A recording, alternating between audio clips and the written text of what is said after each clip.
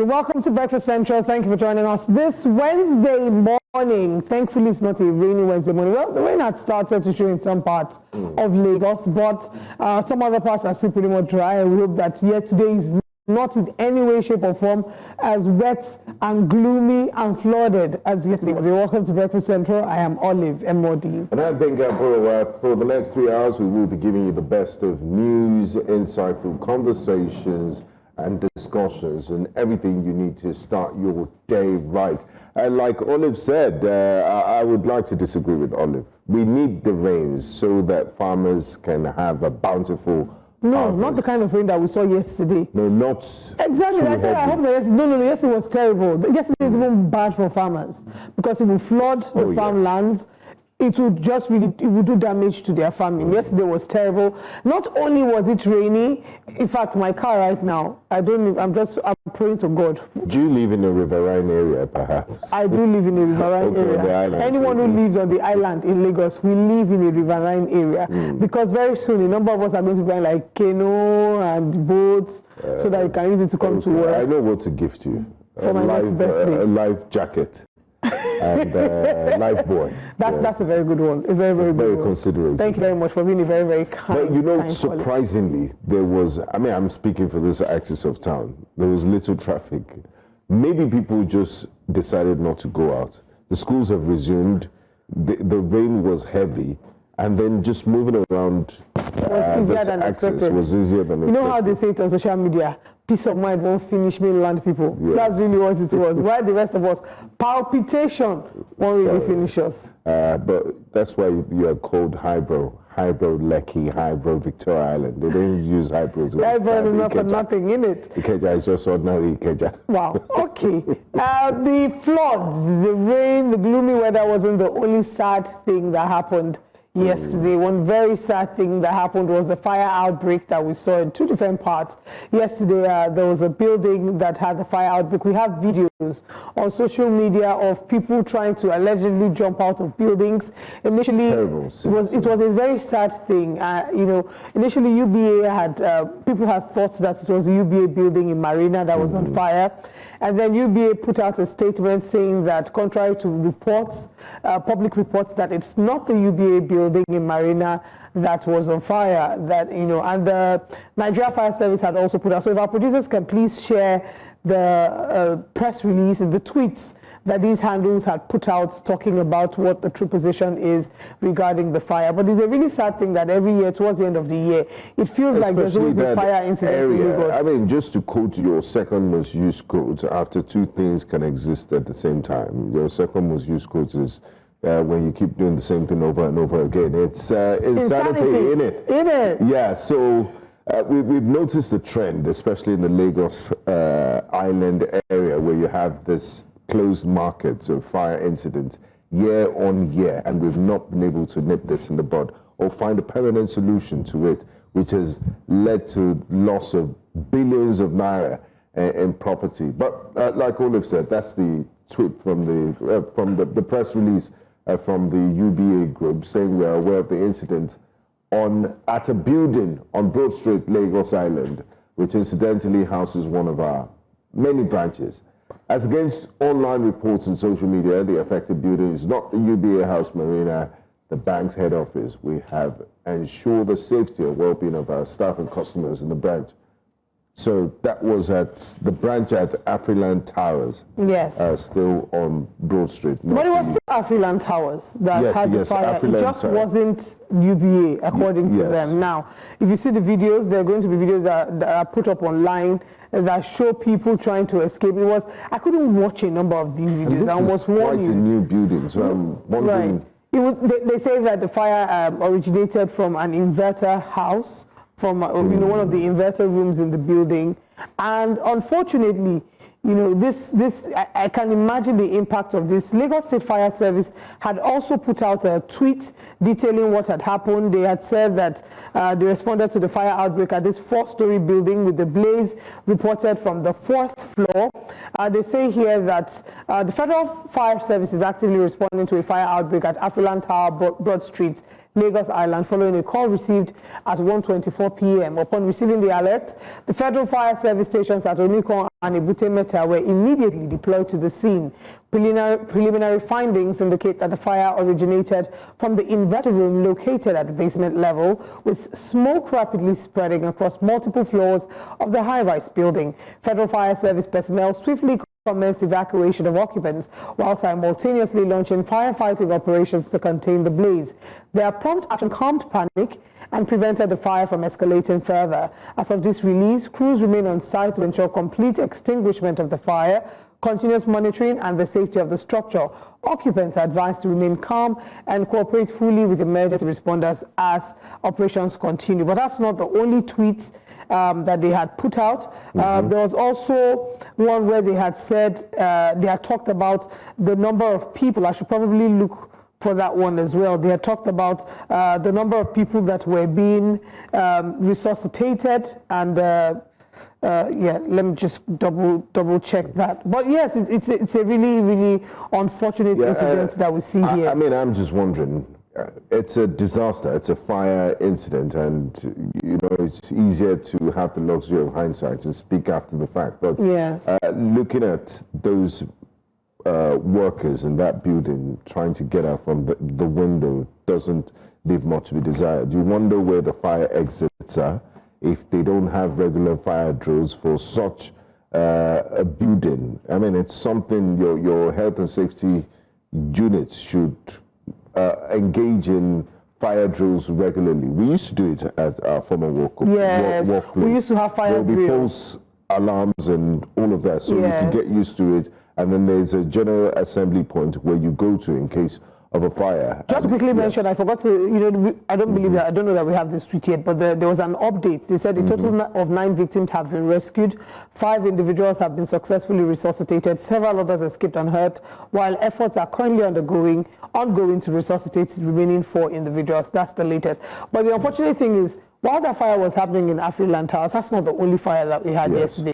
Mandelas as well. We had another fire in Mandelas, and New Central was got a much bigger fire that is on even till this morning. Because we have our Terrible Israel was on the 6 a.m. news, and just a few minutes ago it gave us live updates from the scene of the fire, and it's terrible. I mean, traders have been gnashing their teeth, complaining about how much they've lost, and you can just feel a sense of hopelessness from the people we spoke with. And kudos to the men of the Federal Fire Service and Lagos State Fire Service. They've been on the scene since 8 p.m. Last night, since they got this distress call. Right, kudos to the men of the fire and they're service. Still there now, trying to put out the They fire. are still there. It really baffles me, because if I look at fires in Balogun Market over the years, multiple fire incidents, 2012, 2019, 2020, you can see there, it feels like almost towards the end of the year, there's almost always a fire outbreak at Mandelas. Imagine the millions that is lost in this accident. So the question is, if we know that there's a potential for fire outbreaks to happen in these places because of how clustered the buildings are, what safety measures are put in place to ensure that these fires do not happen, and that when they happen, that these fires are being contained? These are markets, so any slight mistake, someone dropping a random cigarette somewhere, one building having a spark, you know, that will definitely, you know, cause an an outpouring of fire around the market. It's really terrible. It's sad, and like you always say, this is not the first time it's happening. You know, this market is highly susceptible to fire incidents. What are the measures in place? Do these shops have fire extinguishers? Have they tried to put fire hydrants around that area? What emergency measures do you have? And they should be okay. There's a federal fire service on Lagos Island, but is it close enough? Knowing that this market that is always full.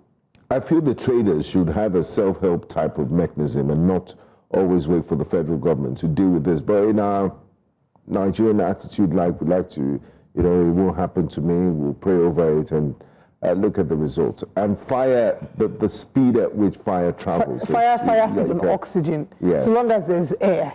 And then that Mandelas is famous for fabric and wares. These are highly flammable materials. Yes. So I can imagine the rage of which the fire was. I mean, I'm really sad. I know that News Central had.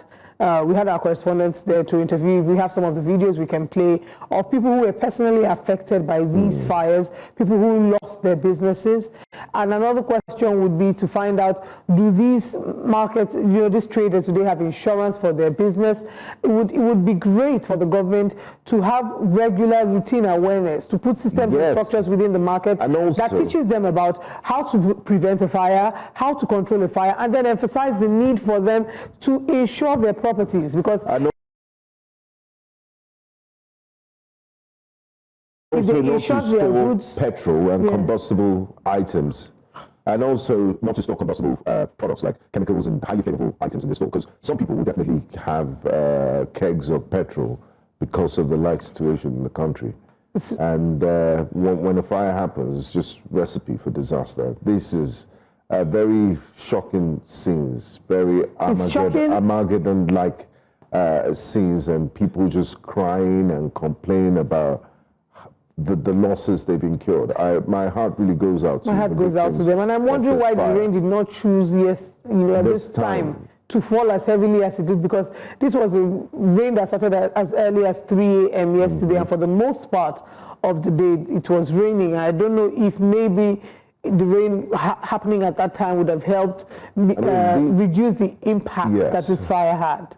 I mean, people are already complaining about the state of the economy, how things are expensive, and then just imagine one of the traders here, or if the victims, what they have to go through, the losses they've incurred. And the long-term losses. I personally know someone who's one of my friend's staff, and the reason why she's working for my friend is because she says that her husband, who was a trader in a popular market in the East, lost everything in a fire, developed high blood pressure, and died thereafter. And now she's been left to fend for 5 children. So now she's working as a housekeeper to be able to make ends meet.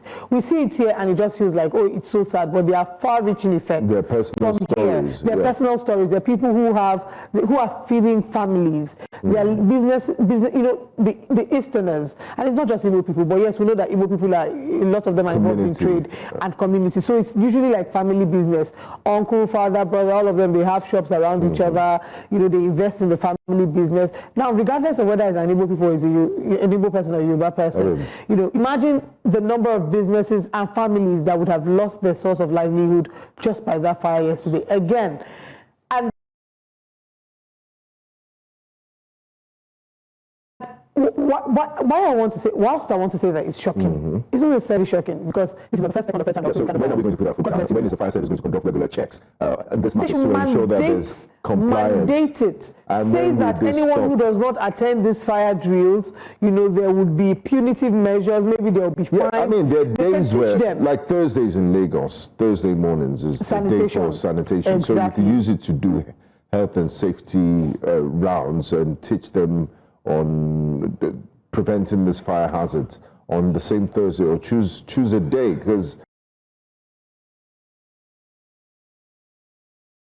it's better to sacrifice a few hours of your business and save millions of naira to prevent disaster from occurring in the future. Or just, okay, we put out the fire, we'll go back to business. If you go back to business, this will happen. Yes. So there's that, ensuring that we're teaching them how to prevent, how to contain a fire, but also teaching them the importance of insurance. And then maybe we now need to look into planning, the planning of the market. The market is very congested. Is there possibly a way, I don't know how that can happen, but is there possibly a way that our market can, in different parts be restructured in a way that we can expand the market, decongest it? Because if you go to Lagos Island is so clustered. You are walking the next person's body. Tejo show was like this before, and then it's now modernized. You have solid. So maybe it's time to visit the conversation about modernizing Lagos Island and ensure, because it's a huge business hub. People travel from different parts of the country to come shop at Lagos even Island. West Africa, the entire West African sub-region. But the good news is that there are no reported casualties. Hopefully there will not be long-term casualties of people that will develop high blood pressure because they've lost this. Just to say that thankfully there are no loss of life. Yes, our heart goes out to the people who were attacked here, and then to say that our hearts go out to the people who were, who died thankfully, no, not died, who lost their properties. We're grateful nobody died, and we hope that they can, find some form of comfort, knowing that when there's life, there's hope. Let's see what Nigerians are saying regarding the fire outbreak, both at Mandela's and at Africa. Someone says, well, this is not UBA, just to correct you. It is not UBA. This is not UBA. They are saying like this, that it's not UBA, so maybe we will not take showcase tweets. Yeah, then, I mean, how can we... The first thing that's happening, we're doing shame. I don't know. Anyway, Udwak says there was no timely fire service at the location we refer to as a heartbeat of a metropolitan state. I was shocked watching the UBA incident. Like, doesn't the building have a risk assessment or an evacuation plan for fire emergencies? It should be mandatory for public. Again, it is Afriland Towers, it is not UBA. It's Afriland Towers, but they should have... Well, anyway, someone says, if you have the means, please Jakba. If you have properties, please sell them and Jakba. It is better to start afresh in a foreign land that values life than to remain in a country where life is cheap and even the basics are luxury. Meanwhile, the new central team was there yesterday, and they unfortunately... and they're still there. Yeah, they are still there at this moment. While they're reporting live, they're being attacked by thugs trying to do the job. The press should not be stifled by government or by thugs. The press should be allowed to do their job. And here's a video of Israeli Fubara and some members of our team being unfortunately attacked at the point where they were, this was happening live. He was live on TV, and this was caught live on TV. The good thing is, I mean, his face has been marked, and they've tagged the men of the Nigerian police to do the needful. So hopefully by today we'll get some feedback from the Lagos State Police Command, because this is all shades of wrong. Not only are you harassing and assaulting law-abiding citizen while in line of duty, you're preventing him from doing his constitutional duty. So Nigeria is not a lawless country. We should make an example out of this man, and I hope the police would do something about it. Hope is not a strategy. Let me respond to that. The police should. We call on the police to do that. And why I'm saying we're calling on the police, because I recall that we had a similar incident when Bernard Akede was accosted by thugs. In Ojota. Was it Ojota? Yes. Where the bridge. It was the End Bad Governance protest last Absolutely. Year. Yes. So he was accosted by thugs. The police had promised. Till date, nothing has happened. So, but I have to appreciate the bravery of our correspondent Israel Fubara for not escalating that situation, because it could have degenerated into something else. Physical. And it was calm, and it was able, as a professional, astute professional that he is, to continue his report. He's right there at the scene of the fire this morning. And during the course of our broadcast, we will connect with him to get first-hand information and live updates from the scene of the fire in Mandela's. All right. Anyway, we'll be moving on from that story and now bringing you an update on another story this morning, still on Wake Up Conversations. Popular Nigerian actress Dayo Amusa, she got into some sort of I don't know if she was the one who got in there, but a popular content creator made a list of top 5 Nigerians living with HIV in July 2025. And he listed her there. She, of course, did not take this lightly and said she would make him pay for it. Eventually, he was arrested and detained at Mansi for 2 days. And now he's been released. She says that she decided to forgive him, that to err is human and to forgive is divine. And she decided to forgive him after she found out that he's just 27 years old. He's just lost his mother, and that she met members of his family, and then she's decided to forgive him. The TikToker also went on social media to apologize for what he said. His name is Olaoluwa Shegun. That's the TikToker. Yes, that's the TikToker. This guy looks older than me. He's 27. That's what they said. And that's what we're sticking to. Okay. But let's take a look at the video, at these videos, and then we'll come back to share our thoughts. Hello, beautiful people. Good evening out there. Okay, I'm not going to take much of your time. I'm making this video as regards the pending issue about myself and the content creator that defamed my character and also, put out there wrong information about my HIV status, which has went viral, having people have different impression and opinion about me. But then I did promise I was going to make him a scapegoat, which of course I did. But like I said, I'm not going to take much of your time. Along the line, I got to realize he just lost his mom. Along the line, I got to realize he's just a 27-year-old boy. Along the line, I got to meet a couple of his relatives, including his uncle lawyer. And along the line, they were, they actually reached out to... I spent 2 days locked up in Yaba Panti. And aside from losing my mom, that was absolutely the worst experience of my entire life. Or more. I'm sure a lot of people will be in the comments now celebrating, say, yes, they don't finally lock up. Yes, good for you. It's well. We thank God we survived it. Anyway, I just wanted to come here and share my experience being locked up for the very first time in jail. Hopefully my last, because I don't want to ever do anything where it would make me see inside cell again. Or more. So, police invited me. I went to Yaba Panti. We did all of that. So showed me the petition. I wrote statement.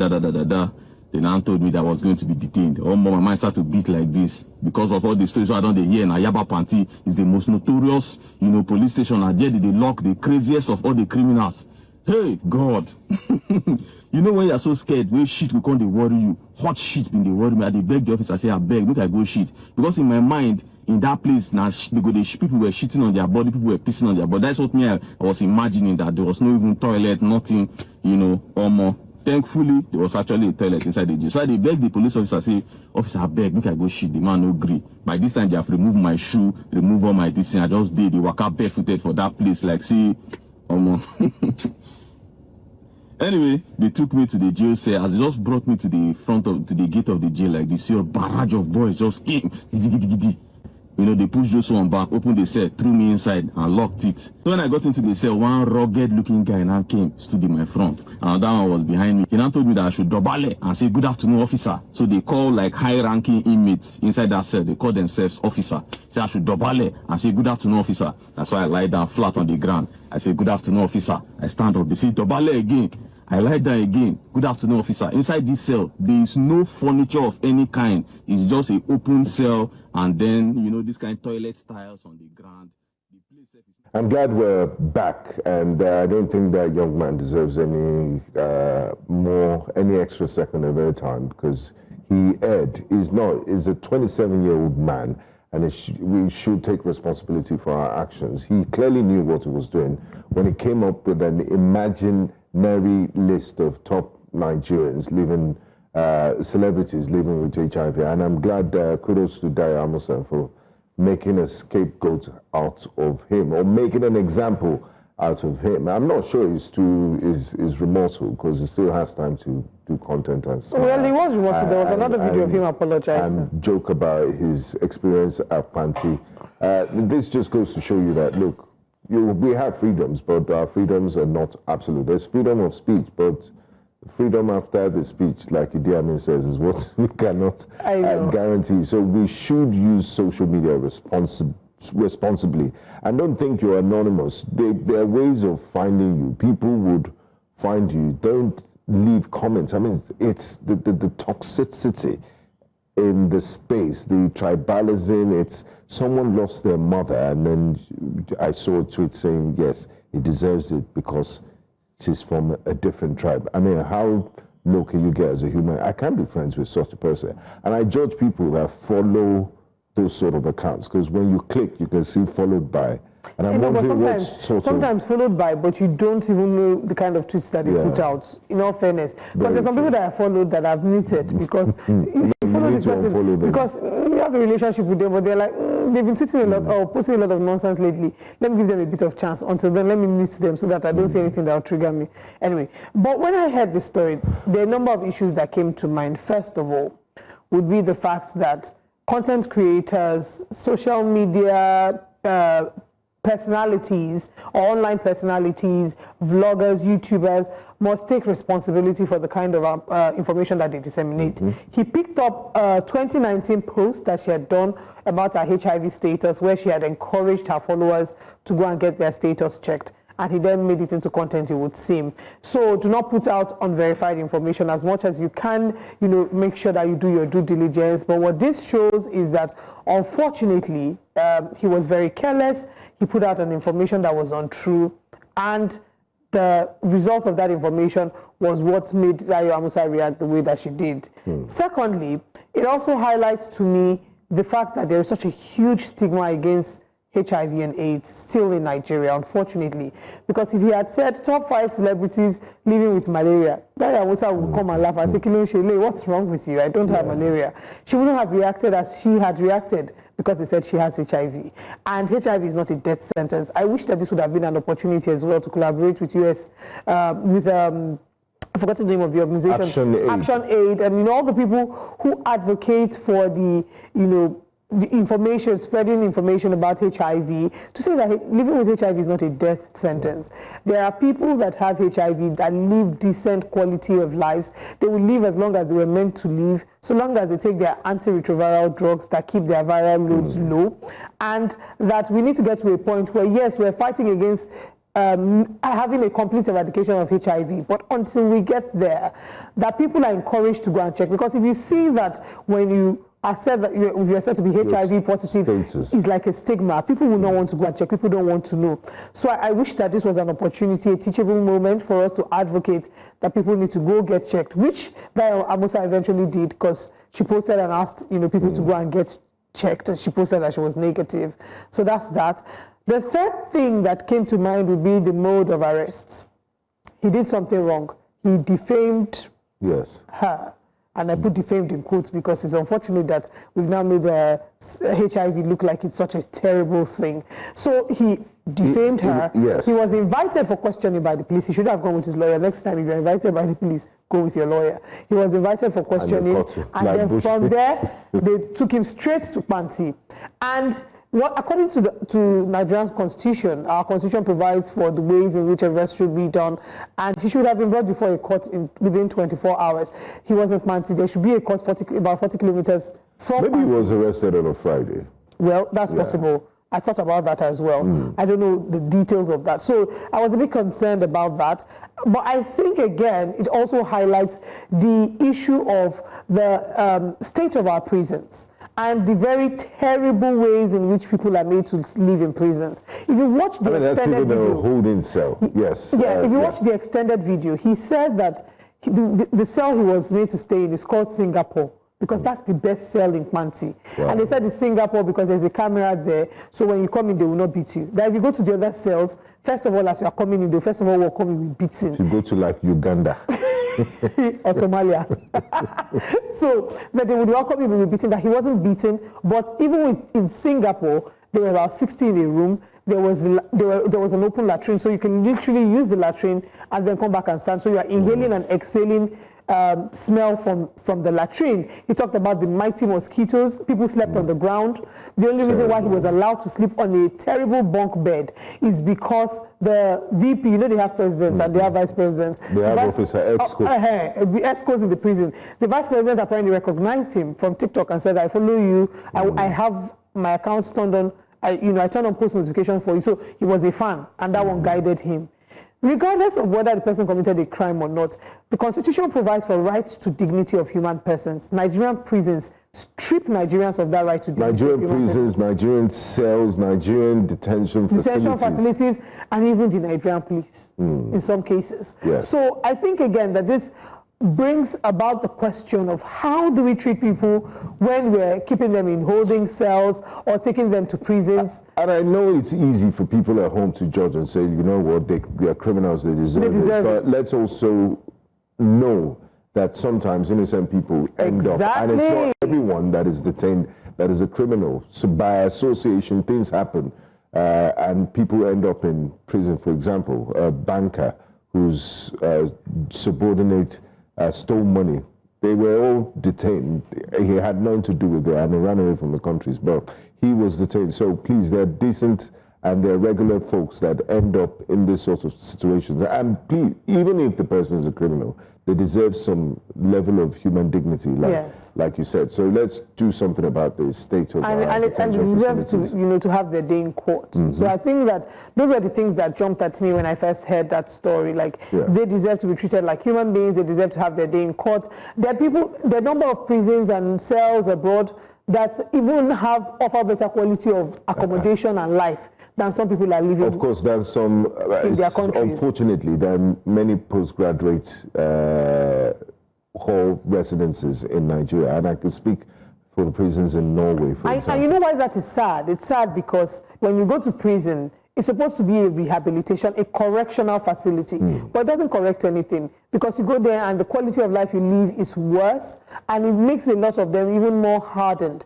So they come out, they become members of gangs, and they've come out and they become a menace to the society. So how correctional are correctional facilities? It's just a name. I thought when the Nigerian Prison Services changed its name to Nigerian Correctional Services, we would see a change, but nothing seems to have changed. It's just cosmetic. Okay, let's see what Nigerians are saying regarding the story. I'm sure that they're in support of Daira Musa because they don't like anything. Let's see. Oh, unfortunately, we can't take what Nigerians are saying, but we'll do that again. Maybe if we have more time, much later in the show. Let's quickly share with you what our top stories are this morning on Breakfast Central.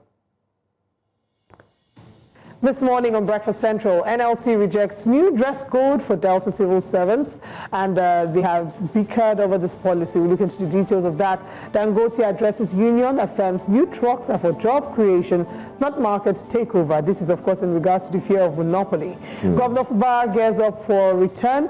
He's gearing up to return to power as emergency rule expires today. Former Speaker Yakubu Dogara hails Tinubu's reforms, and the newspaper front pages will be reviewed with our analysts, and then we open the phone line so you can call in at that point. Join us for all these and more. Now, former Speaker of Nigeria's House of Representatives, Yakubu Dogara, has described President Bola Ahmed Tinubu's tax reforms as the boldest overhaul of the nation's fiscal system in decades. Dogara made the remarks while delivering a keynote address at the maiden parliamentarians lecture organized by the House of Representatives Press Corps in Abuja. News Central correspondent Idong Joseph has more on this report. Businesses, Nigerians in diaspora. Dogara, in his lecture titled Navigating Tax Reforms in Nigeria, says that the current administration inherited an accumulated economic debris from a massive deficit to dual exchange rate that weakened the naira. He argued that urgent reforms were inevitable to avert collapse and applaud President Bola Tinubu's courage to act. 22.7 trillion, we're all journalists here, we know this, had been printed and injected into the economy in the name of ways and means, thereby destroying the value of the naira in our pockets. The reforms, consolidating 16 tax laws into 4 principal acts, expand tax base to cover digital services, crypto assets, and foreign exchange earnings, while shielding small businesses and low-income earners. On our part as citizens, we must accept that this reform is more than a policy change. It is a national conversation. It is us telling ourselves that we are ready to build the Nigeria we deserve. Representing the Speaker of the House of Representatives, Abbas Tajuddin, lawmakers hailed the reforms as a decisive step to simplify compliance and broaden the tax nets. Other stakeholders called for transparency and fairness in implementation. The Presidential Fiscal Policy and Tax Reforms Committee, chaired by Mr. Taiwo Oyedele, has provided a blueprint. We are still going to do more intensive engagements to educate Nigerians. The Nigerian Union of Journalists also called for clearer communication of the reforms to citizens, insisting that visible investment in tax revenue in infrastructure will be key to building public trust. It is equally important that these reforms are communicated clearly and effectively as well as efficiently to the public. As journalists, the mirror of the society and agenda setters, we believe this forum offers a unique opportunity to unpack these gray areas. with full implementation scheduled for January 2026. Stakeholders agreed that if diligently pursued, the reforms can reshape Nigeria's economy. In Abuja for News Central, I am Idong Joseph.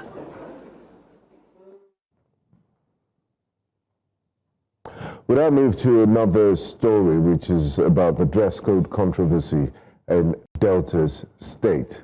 Right. Well, I do believe, of course, that before we do that, we have our correspondent, Israel Fubara, who is bringing us updates regarding the fire incident happening at Lagos Island. Good morning, Israel. What is the current situation regarding the fire? Is it still going on? Has the fire been put out? Good morning, Olive and the entire team. Yes, we are still on ground here at Lagos Island at the site of the unfortunate fire that happened last night, which started at about 8 p.m. Your question is the fire still ongoing? Yes, it is. Let's just take you through now what we have right now here. The fire is still burning, and the buildings have been totally burnt down. I count about 1, 2, 3 buildings that have been affected. They call this the Central Plaza here at Central Plaza Mandalas. That's how they associate this place with here on Lagos Island. The firefighters you see here, they have been battling the blaze endlessly since last night. I spoke with one of them earlier on, and he said that he had to leave and change over because he was really, really tired. They have been battling this fire all through the night, and one thing that he did say here was the fact that all they tried to do when they saw that they couldn't put out the fire here, they had to try to prevent the fire from spreading to other plazas and other buildings in and around this vicinity. He called it defensive firefighting, and that's exactly what they have done. Yes, you will say that they have gone ahead to prevent the fire from moving to other buildings, but the damage that has been done here is enormous, Olive. This is a really, really sad update, Israel. Seeing the pictures and the videos, 3 buildings, at least 3 buildings being affected. Just to confirm, were there any casualties in terms of human beings who were affected by the fire? Sadly, unconfirmed. It seems like there was someone who lost his life yesterday, but we are not at this time able to verify and clarify that particular information. We got that information this morning when we got on ground here at about 6 a.m. But we cannot verify that information right now. We're waiting for the authorities to give the final verdict on this particular issue, if there was any loss of life whatsoever. But I do have someone here who was directly affected by this fire incident. He's a trader here. He had a shop here, and let's just hear what he has got to say. Ebuka, just come over. Yes. So you're live on News Central TV. Thank you for talking to us. I know that you are trying to process all that has happened since last night. Sure. You've lost quite a lot. Let's hear from you. What exactly happened, and how are you feeling right now? All right. Good morning, Ms. Gentra. My name is Ebuka Azu, a business owner here, a trader here in Mandalas, and actually, I'm short of words. You know, I feel like I'm dreaming. Somebody should just wake me up, because the last time we experienced this was 2008. You know, on the 8th Wednesday, Ash Wednesday. That was when we experienced this. This one yesterday. In fact, I don't know how it is, but we were at home. At least most traders have gone home yesterday. Particularly me, I was at home. It was even a customer that called me, telling me, a friend and a customer of mine, you know, called and said, "Where are you?" They say, "Mandalas they born."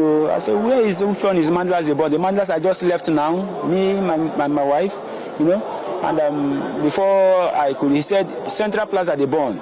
And after Central Plaza, next was my plaza, Global Trend Plaza. was just newly built. The plaza, I think, is about 4 months old, you see. So I started coming. I rushed down here, and behold, it was true. Everywhere smoke and fire, I think. Can you quantify the amounts of loss that you have incurred from this fire? How much do you think you have lost from last night's fire? Necessarily myself or in general? Just you. Man, every average man here in Mandelas, you know what it is, as a businessman in Mandelas, you know.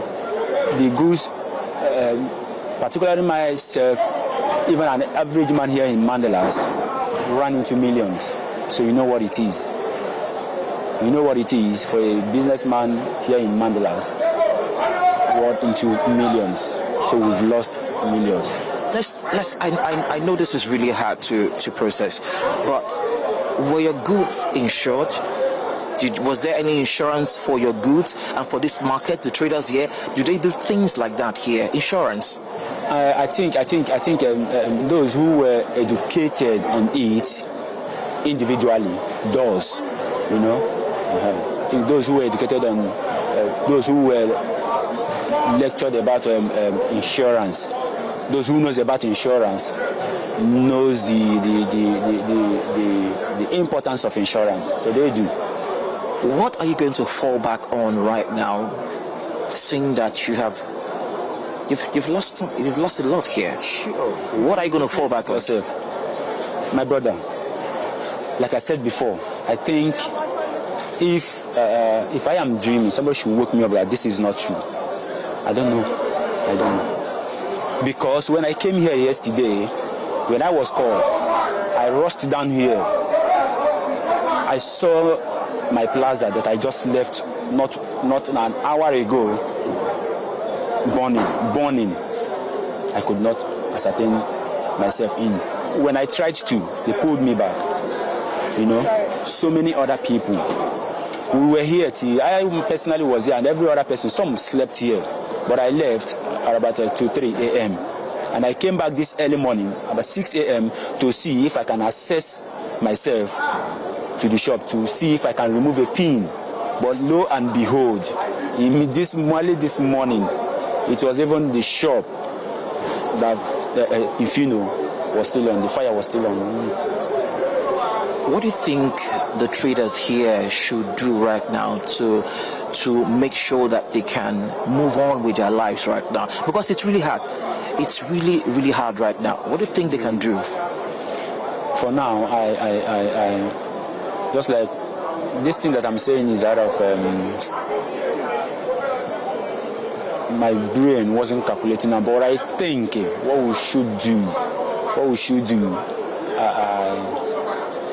Man, it's really, really hard. I think it's what we should do. I don't know. We are calling on Ebuka. I'm so sorry for your loss. Really, really sorry. We'll try and keep tabs on this story. We are hoping that one way or the other, there will be some help for you, for the people here. I pray so. Thank you. Thank you very much. Thank you. Well, Joe Olive Benga, this is the story here at Mandelas. I'm sweating right now, not because I've been running, but the heat from this flame is still much. You know, the fire is still raging, and the people here are asking the question, where do they go from here? This is Central Plaza, Mandelas, Lagos Island, and all of these shops destroyed in a matter of hours. So we were told earlier on by one of the traders here that the cause of this fire was as a result of an electrical door. Yes, this is something that is not out there right now. We were reliably informed by an insider here that the cause of this fire was as a result of an electrical door that had a fault, and they tried to open the door, and that was where the spark came out from and spread across the building. And they say that was when the occupants of that particular shop, because he was inside, and that was when the smoke affected him. Israel, sorry to interrupt you. We do not know. Thank you so much for the updates, and I guess we'll have to wait for the men of the Federal Fire Service and Lagos State Fire Service to give an official account of what happened yesterday. Just before we let you go, I want us to go back to an incident that occurred last night while you were in the course of your duty filming. You were attacked by a thug. Could you share with us what happened and how you were able to get out of that situation?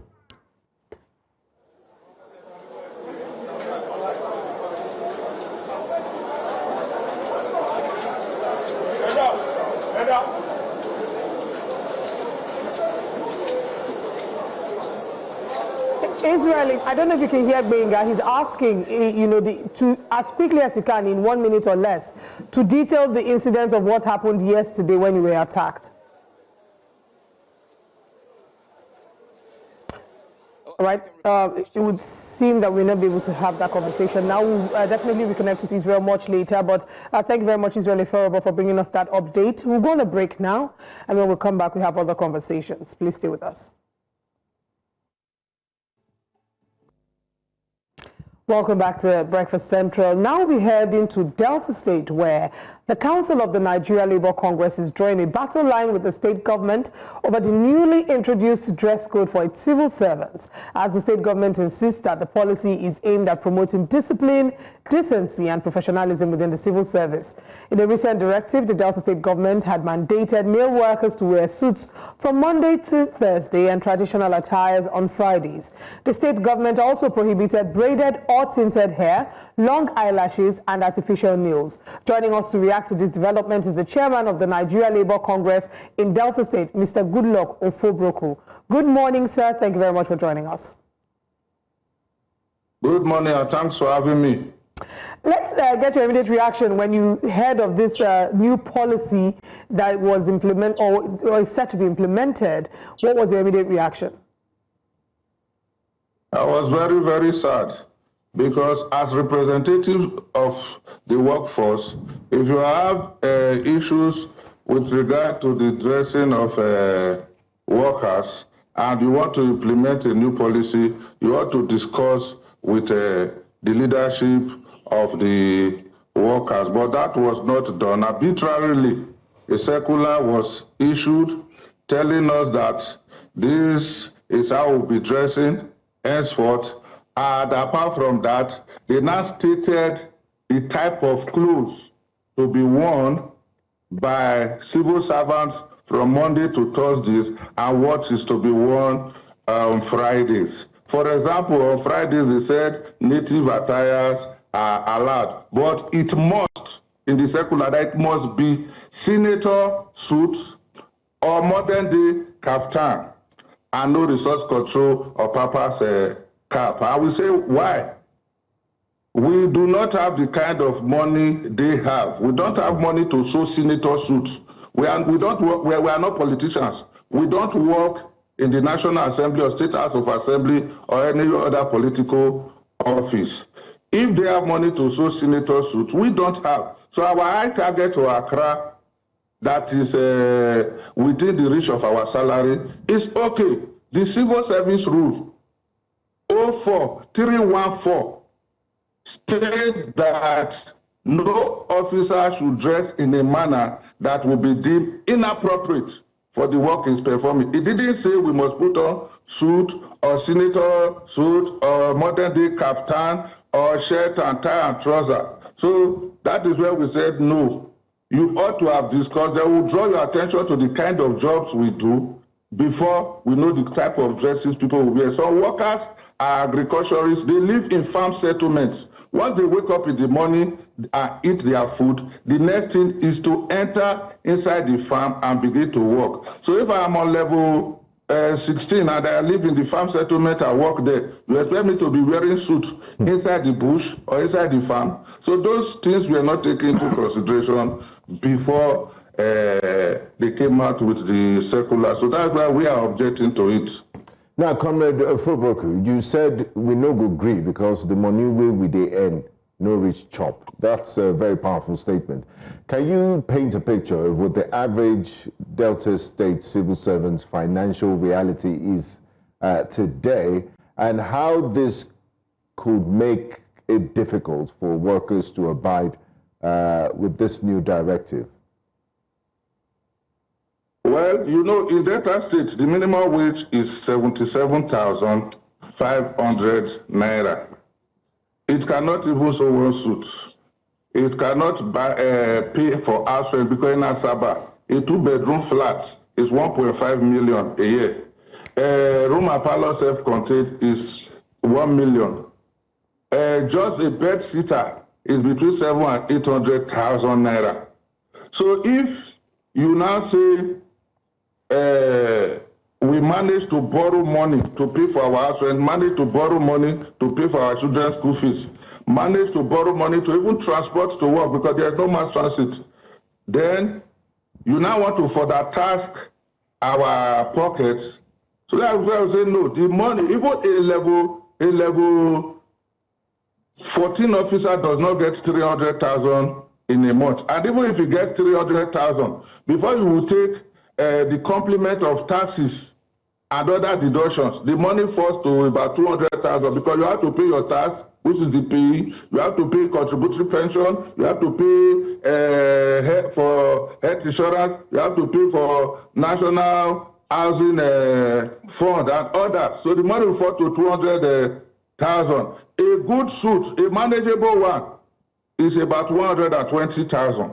Now you say we must wear suits from Monday to Friday because they said all administrative officers must put on suits at all times. You wear suit from Monday to Thursday.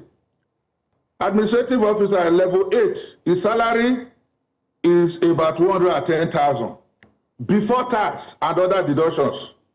So if you now remove tax and everything, it gets less than even the minimum wage as his net pay. And you are now bringing a dress code that will further task our pockets. Workers in Nigeria, particularly in Delta State, are under pressure as it is presently. So, and we have so many challenges in the public service in Delta State. Dress code is not part of them because workers in Delta State, within the limits of available resources, are already dressing very well. But for somebody to wake up and think we are politicians and want us to be dressing as expensively as politicians, that's why we are saying no, we not go agree because what we are earning cannot afford those clothes. For example, there are people that are paid wardrobe allowance in Delta State. For the politicians get wardrobe allowance. Members of the House of Assembly in Delta State and their staff, they get wardrobe allowance. Judges get wardrobe allowance. So they can afford to dress and put on all those suits they are talking about.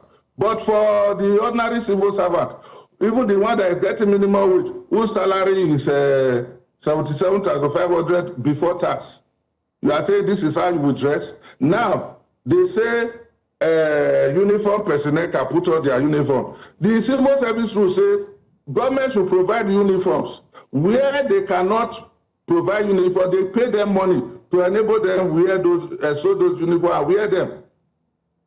They didn't give them money to buy the uniforms. They did not provide the uniforms. And you are not telling them that this is how you must now dress. So that is why we are saying no. We not agree. Why you didn't consult with the leadership of the workers so that we tell you our pain and our inadequacies. Then, 2, you are trying to further task our pockets. We are not politicians. How can we be dressing like politicians? This senator suit they are talking about, it just came started raining about 10 years ago. Maybe in another 2 years it will go away. And when the senator suit has faded out, maybe a new type of dressing will come. Then they will now come and say they have changed government policy again, that this is how we dress. No, civil service rules say we must dress decently. And we are already dressing decently. In some parts of the country, do they put on suits? I'm glad you mentioned that. If you go to Abuja, how many people do you see putting on? I'm glad you mentioned that, sir, because I want to ask you, because for them to feel the need to implement a new dress code, part of what they're saying is they're talking about promoting discipline, decency, professionalism. What was the dress code like amongst civil servants prior to this announcement? To us, the dress code has been very, very good, official. You see people putting on shirt, tie, their trousers, and they dress decently. It has at no time fallen below standard. We are not against dressing decently. We are not against being disciplined in the service. What we are saying is that the civil service rule they are quoting, section 04314, only stated that we should dress decently, appropriately, that was the right word. But they are now listing the type of clothes. That is where our challenge is.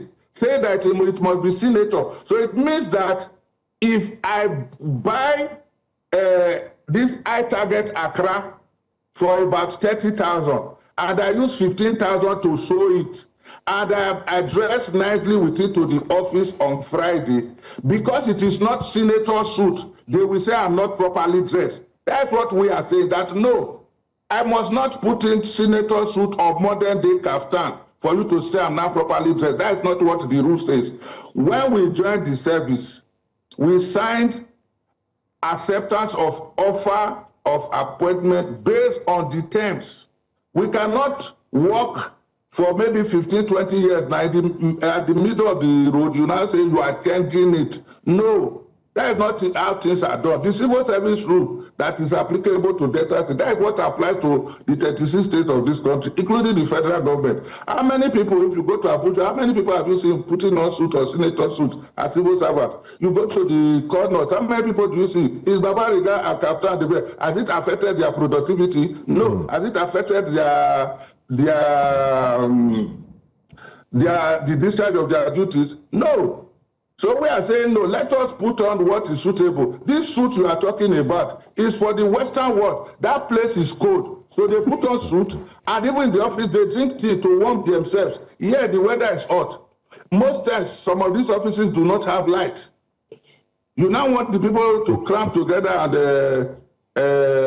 be putting on suit because of professionalism. Civil servants are drivers of government policies and programs. In Delta State, we pride ourselves that the government is doing well. They are able to discharge their policies and programs effectively, and they even commend the civil servants. So why would they not come and be talking of professionalism and this and this? How has it affected their policies and programs? Now, comrade, you've raised many important points and very valid points also. You mentioned the climate, you mentioned the civil service rules. We put it at, every civil servant is expected to dress decently. Now that the government has done this, and in your opening statement, you said the government should have consulted the Labour Congress and other stakeholders. So my question to you is, where are we at this moment? And as this new policy, this new rule for Delta State civil servants, has it taken effect? And is there still room for dialogue to reach a middle ground? So you could share some of the things you shared with our viewers, with the government representatives. Yes, well, there is still room for dialogue. We have had a robust working relationship with the government of Delta State over the years, so we do not understand why this is coming up at this point in time. What we have said is that for those who have the resources to put on these new dresses they are listing for us, contrary to what is in the provisions of the civil service rules, they can go ahead. Nobody will object to that because they have the resources. But for those who do not have, because they said they will sanction anybody who does not do what they want. So we said for those who do not have the resources, they should go ahead and continue to dress nicely, neatly, and appropriately as is stated in the civil service rules. That anybody that is victimized because he didn't have money to buy senator suit or to sew three-piece suit, the person should come to labor and labor will protect that person because that is our job. As I speak with you, we have summoned an emergency meeting of the State Executive Council of the Nigeria Labour Congress to determine the way forward. Some people have come out to be saying, what is happening, why are we doing that? We say, no, we have the right, as stated in the Constitution of Nigeria, to protest any government policy that we are not comfortable with, and that is what we are doing. Whatever we are doing is in the labor laws of Nigeria. That is why you have the Nigerian Labor Law, you have the Trade Union Law, you have the Trade Union Act, and the Trade Dispute Act. If we discuss and there is no agreement, then we will declare a dispute. We will declare a dispute, because if they say our members do not have money to buy cloth and they now want to be sanctioning them, they will declare a dispute with them, as is stated in the Trade Dispute Act 2005. All right. Then the State Executive Council will determine the next line of action. Mine is to prosecute whatever the State Executive Council say, because we are representative of the workers, and 95% of the workers are solidly with what we are doing. All right. There are officers who should have official vehicles. They do not have. Nobody is talking of that. Stationaries are not there. Nobody is talking of that. Is it the dressing that is now causing a problem? How has it affected productivity? How has it affected professionalism? They have not been able to tell us anything. It's just that some people are occupying offices and want to show that they have power. They want to intimidate workers, because workers in the state have become the playground where everybody can come and march the ground and go away. And we say no. We are civil servants. We were employed to perform certain functions. How we perform it is not a business. Engineers that go to site to supervise projects, when they are measuring sand, when they are measuring gravel and cement, missing them, they will be checking whether they have missed it properly. Are you saying they should put on suit and go to their work? There's a way engineers dress. Julius Berger that is working in Nigeria, you see white engineers, white, they come here, they put on t-shirt and jeans. All right. It is not it is not the dressing that makes that does the job. It is the human being that does the job. Absolutely. All right, Mr. Ofobruku, thank you for joining us this morning. This is a broader conversation to look at beyond the civil service. We also know that there's a law against indecent exposure. It's called the Violence Against Persons Prohibition Law. That was a conversation much earlier here on our show. We're hoping that we can have a broader conversation that is all-encompassing in this regard, but thank you for joining us this morning. Thanks for having me once again. Thank you, Comrade. Thank you. Yeah. All right. Very, very interesting conversation there. Like he said, it's not the dressing that is getting the job done. But you know what this reminds me of? When we were talking about this indecent exposure law, it looked like it was targeted at the young people. Now it has gotten to the civil servants. Exactly. So really, like they say here, it will touch everybody. Yeah, what goes around comes around. Let's share with you what's coming up next. We share a quick recap of the conversations this morning, and then also share with you what's coming up next on Breakfast Central. Coming up next, Dangote addresses union, affirms that the new drugs are for job creation and not market takeover. I'll be looking at Rivers State emergency rule expiration today and what the next steps are. And we also will be speaking to you about the tax reforms and the updates in that regard. Stay with us. Welcome back to Breakfast Central. Our next conversation is one that's revving up tension in Nigeria's energy and logistics sector. Dangote Group recently rolled out over 4,000 compressed natural gas trucks nationwide, but not everyone is cheering. Unions like Nupeng and other downstream players are raising red flags, accusing Dangote of monopolistic ambitions and market disruption. Now joining us to break this down and what it actually means is energy specialist Mr. Chinedu Onyebula. Good morning and thank you for joining us. Good morning. How are you doing? Very well. Thank you for asking. Hope you're doing well as well. Let's get into the conversation. Dangote has said that this is about job creation. It's not necessarily about monopoly. The argument about Dangote taking over the market has been a long one, and with the most recent potential strike by Pengasin, it was an argument that came to the fore again. So let's get your thoughts. Do you believe that Dangote's logistics expansion is a genuine attempt to modernize fuel distribution, or do you think it's a strategic move to dominate the supply chain? Well, as you well know, Mr. Dangote is an industrialist, and he's been playing in the oil and gas sector most recently. His actions, like you said, most people are alleging, is said to be monopolistic.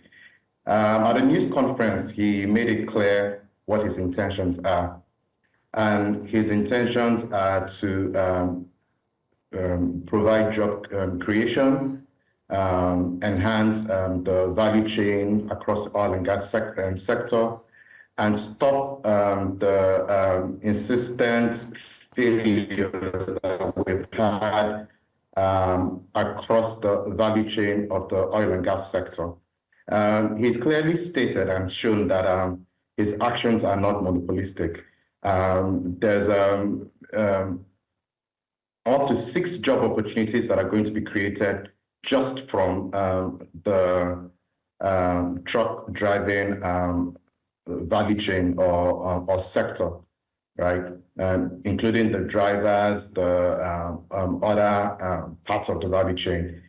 In this instance, I think we get it wrong when a private sector brings in his own capital, invest his time and equity to contribute to advance the sector. In a country like Nigeria that has been looking for both foreign and local investments in different key sectors of the economy, I think it's a perfect opportunity for government to ensure that the proper enabling environment for different entities, such as Dangote, are made available.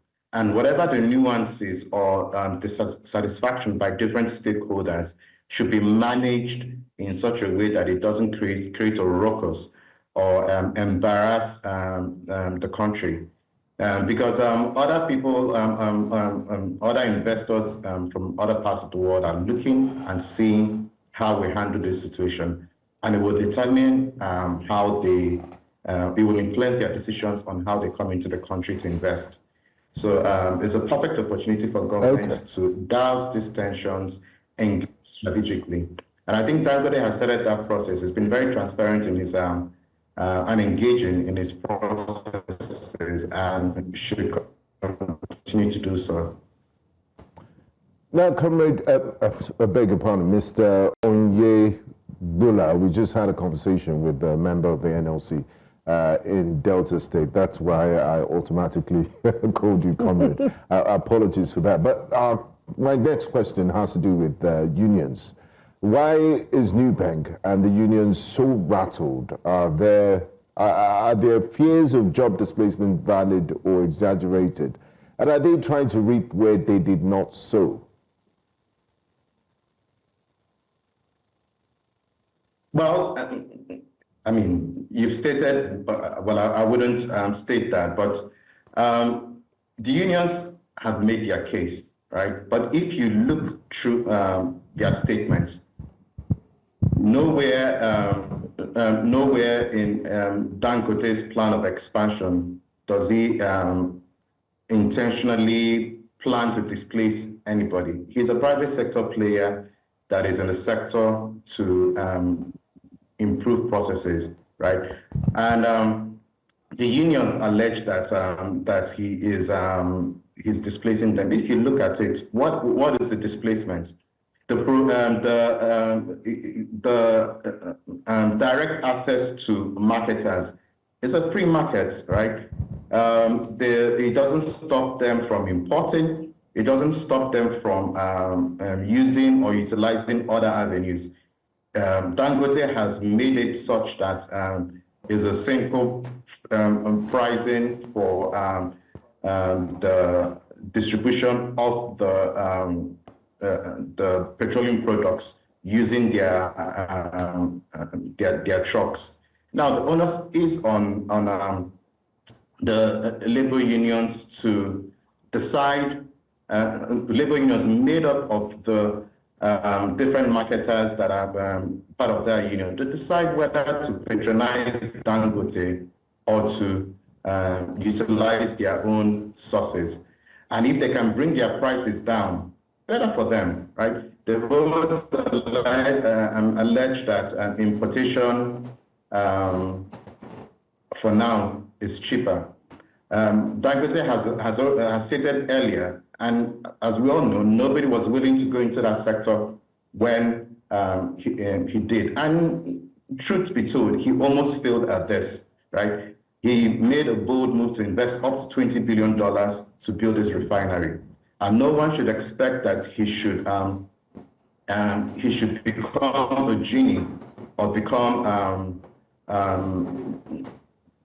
buckle to the demands of an entity that has no stake in his business and has not supported him through the travails that he had in the past with his business.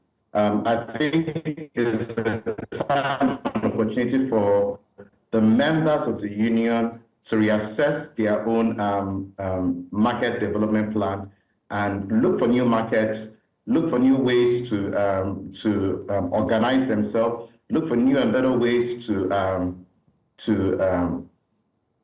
expand their markets and attract a higher market share. Yes, Dangote has the benefit of scale, has benefit of access to capital, and if the members cannot do it on their own, they can aggregate themselves and do what is necessary, right? It is an opportunity, it is a free market, and it is an opportunity for every market stakeholder to come together and assess the opportunities that are within the oil and gas sector. There's no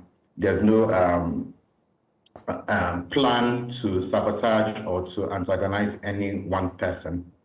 And I mean, there are people who would agree with you that at the end of the day, he's a businessman, he's not running a charity, and he's in it to make profits. We just have to find a way to make this work. And honestly, ever since Dangote started operating at this capacity, we've had less incidences of fuel scarcity, and Nigerians just really want to be able to have access to fuel.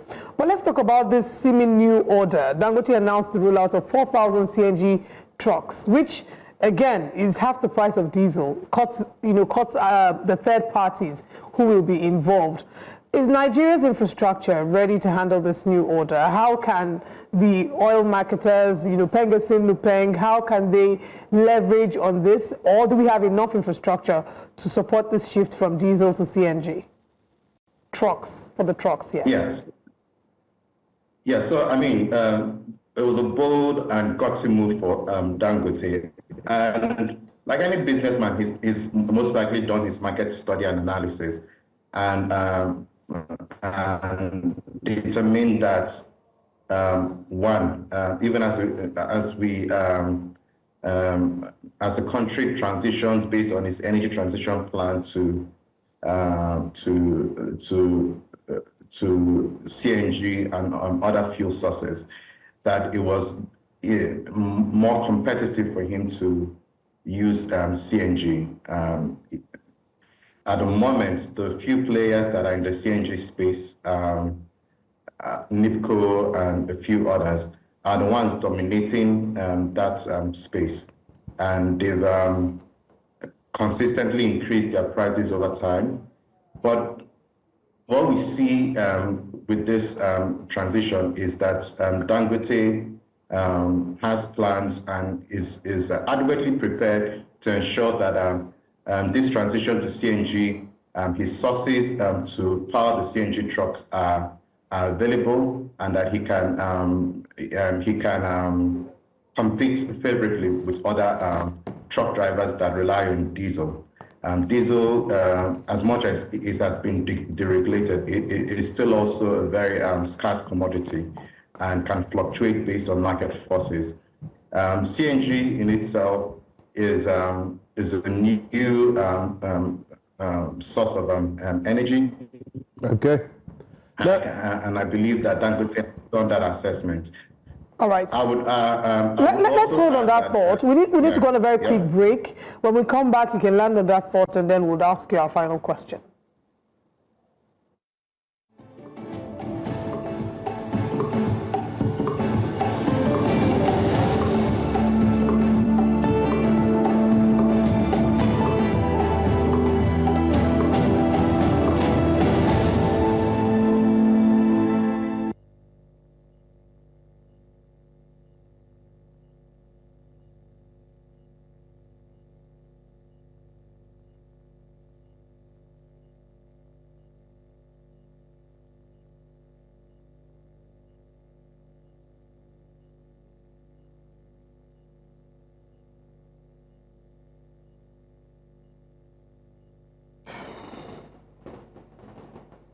And even the letter group that have posted this post are the support and this.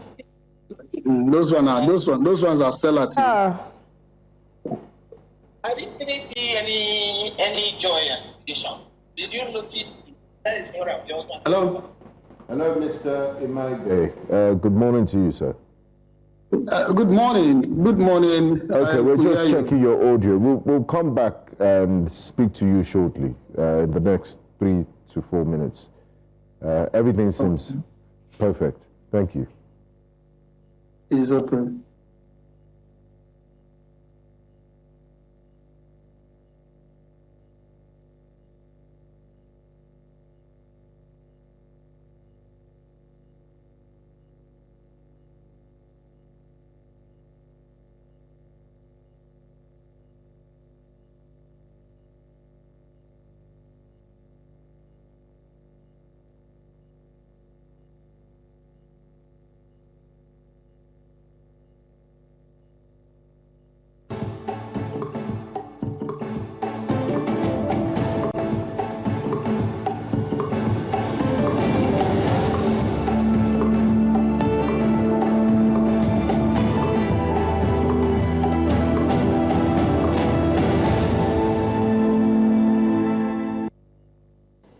Most of the trucks as they are coming will be launching them. You must have gone around to see them. Even these ones, putting them on the road is a Herculean task.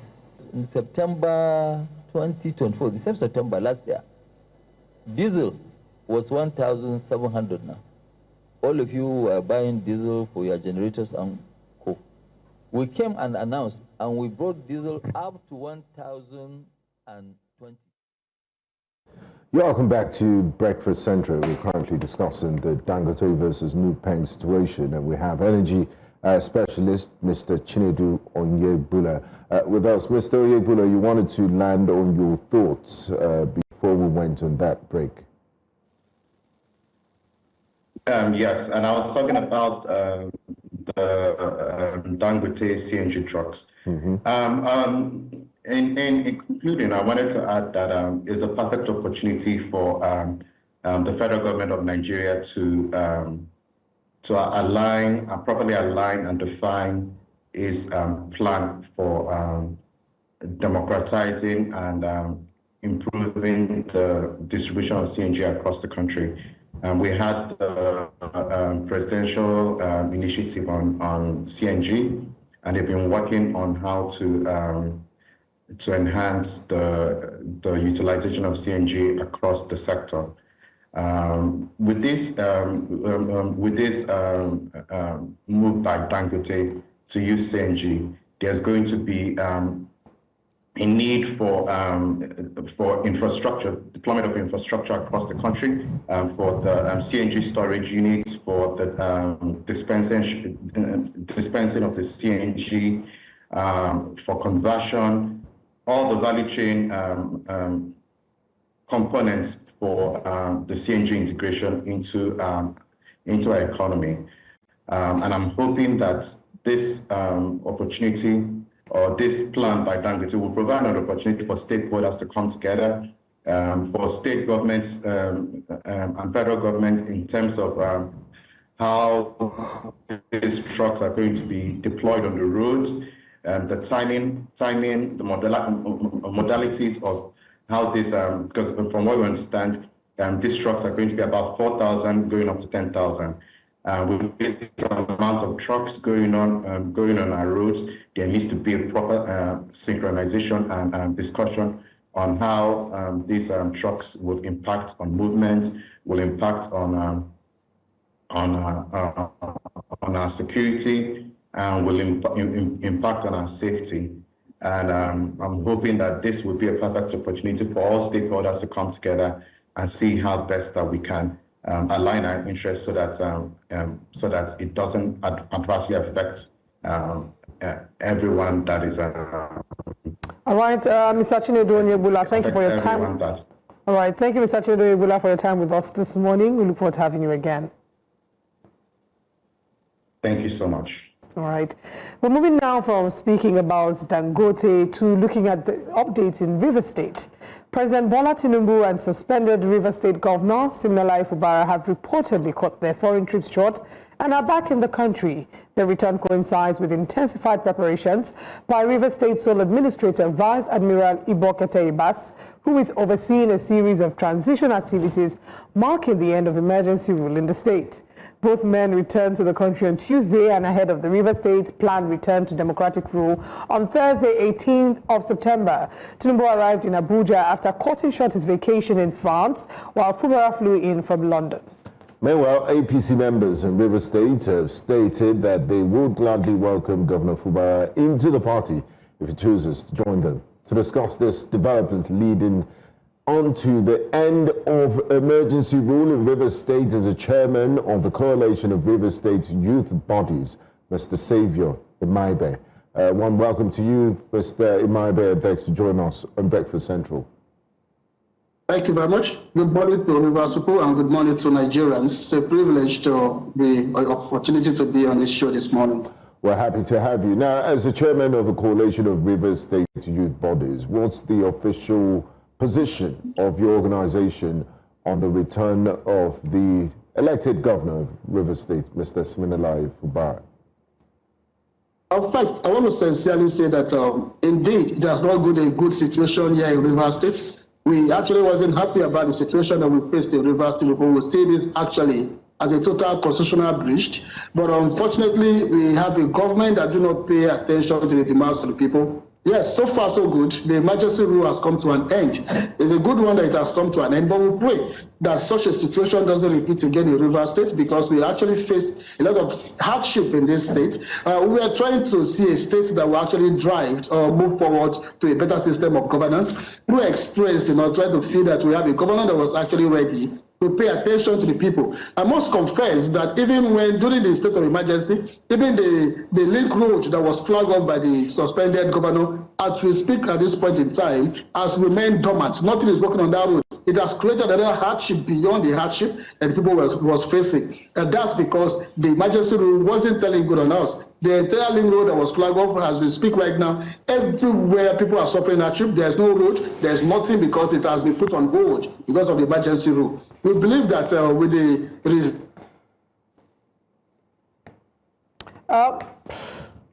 Mr. Saviour Imaibe, it would seem that we're having a bit of a challenge with your internet, and we hope that the connection can come back. And if you can hear me, you said that a number of things have been put on hold in River State because of the emergency rule. Are you saying that the administration of the sole administrator was not fruitful for River State? Are you saying that he did not do anything in River State?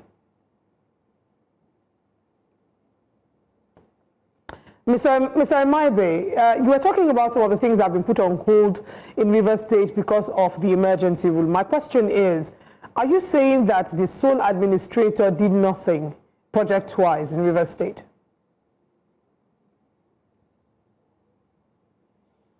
All right. I do not think that Mr. Imaibe can hear us, but while we're trying to sort out that audio situation, just to mention that the elected governor of Rivers State has not yet officially returned. He's returned back to the country.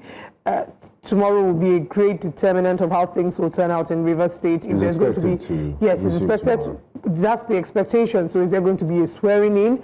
They're returning to democratic, quote unquote, democratic rule in Rivers State, as that was seemingly put on pause when the state of emergency was had taken over the state of Rivers. So the question is, what are we expecting to see tomorrow? Is there going to be an official swearing in? What are the expectations for the governor? And the analysts are also asking if, Mr. President is going to make his speech, a nationwide announcement, because that was the way he was suspended in the first place. But Mr. Emebe is back. Mr. Emebe, welcome back. We're hoping that you can hear clearly this time. You talked about a number of projects that had been put on pause because of the emergency rule. Are you saying that the sole administrator did nothing in terms of projects in Rivers State? Without painting walls or without being economical to the truth, I want to sincerely say that the emergency in Rivers State sub-administrator did not do anything, did not embark on any project. And the funny part is that when the sub-administrator actually came to Rivers State or was appointed in Rivers State, one of those conditions that we expect that the state of emergency, the sub-administrator was going to embark upon, was the completion of the Rivers State House of Assembly, because that was one of those conditions that was given by Mr. President for the reason for the declaration of state of emergency. At the same time, one of those conditions that was given by Mr. President was the oil exploration that took place, the pipeline vandalization or oil vandalization that took place in Bodo. All of this was not investigated. As we speak, one of those conditions that we expect that the state of emergency, the sole administrator will actually embark upon, was to actually show us who is responsible, who was responsible for that oil explosion that took place in Bodo, in Gokula local government area, or actually come out to tell us the basic reason why there was a state of emergency. Because the House of Assembly that was supposed to be completed during the tenure of the state sole administrator has not been completed. And that was one of the conditions that he was, or mandate that he was given. Secondly, he was also asked to create peace or to engage elders in Rivers State for a substantive peace in the state. But I want to sincerely say that ever since from 18th March 2025 down to this moment that we are speaking today, the sole administrator, Ibo Ibas, have not called for any stakeholders engagement meeting. Apart from the stakeholders engagement meeting that was called by Mr. President Bola Tinubu that took place in a villa in Abuja, the state administrator has not engaged either the youth, neither has he engaged the women, neither has he engaged stakeholders or anybody for a stakeholders engagement meeting. He hasn't done that. And so I now ask myself, or we now ask ourselves, we must begin to ask, what was the condition or the reason why this man was actually assigned or appointed to come to Rivers State? Because none of this happened. There was no job creation. There was no project. Even when the state sole administrator paid a visit to the Songhai farm in the local government area of Rivers State, he paid a visit with a notch or with the thought that he was going to actually revamp that particular Songhai farm. Because before the appointment or the emergency rule, the then governor or the suspended governor actually paid a visit to that same Songhai farm to think or have a plan on how to revamp or how to bring back the Songhai farm. This was closed down by the previous administration led by the FCT minister. We were thinking that the state administrator will do something about that particular visit that he did. He also paid a visit to the Rivers State Secretariat and also said that the state secretariat was going to be renovated. And you made that statement just last week. I think these are all kangaroos positions taken by the state administrator just to extend or just to actually get an approval for his 3 months extension that is actually demanded from Mr. President, which doesn't go that well with us. There was no impact. There have not been any impact. Even the civil servant, the verification that is going on right now, that was actually proposed by the outgoing state administrator, was actually to verify the authentic people that are qualified or that was actually in the civil service sector. As we speak, a lot of more than 5,000 persons, more than 4,000, more than 3,000 civil servants are yet to fulfill or to complete their verification. Meanwhile, the state administrator has already declared 5 billion as how much have been recovered from the civil service or from this, the exercise, the failed exercise they actually embarked upon. So these were just politics that was played with Rivers State resources, which is not actually good for the people of Rivers State. And that's why we don't pray for this kind of situation again in the history of Rivers State. I believe that at this point in time, the FCT minister, and then all Rivers people should actually have learned a lesson, because everybody that was involved in this very serious political crisis or tussle should not be happy that this kind of thing is happening to Rivers State. Rivers State was supposed to be in competition with Lagos State. Rivers was supposed to be in competition with other growing states. Look at Akwa Ibom State today. Rivers State is now being seen as one of those states that is very, very backward. Akwa Ibom State is doing better now than Rivers State. Lagos State, of course, is always on the news for good projects. This kind of thing cannot happen in Rivers State. But then we see this as a federal government interference between the federal government and Rivers State. This was it was not just a political tussle between the suspended governor and Nyesom Wike. I consider this, or we in this Rivers State consider this as a fight between the federal government and the Rivers State government, not a fight between the FCT minister and the governor. So I think that if the president has finally decided that he wants to put an end to his mistake, because this should be considered as a political mistake,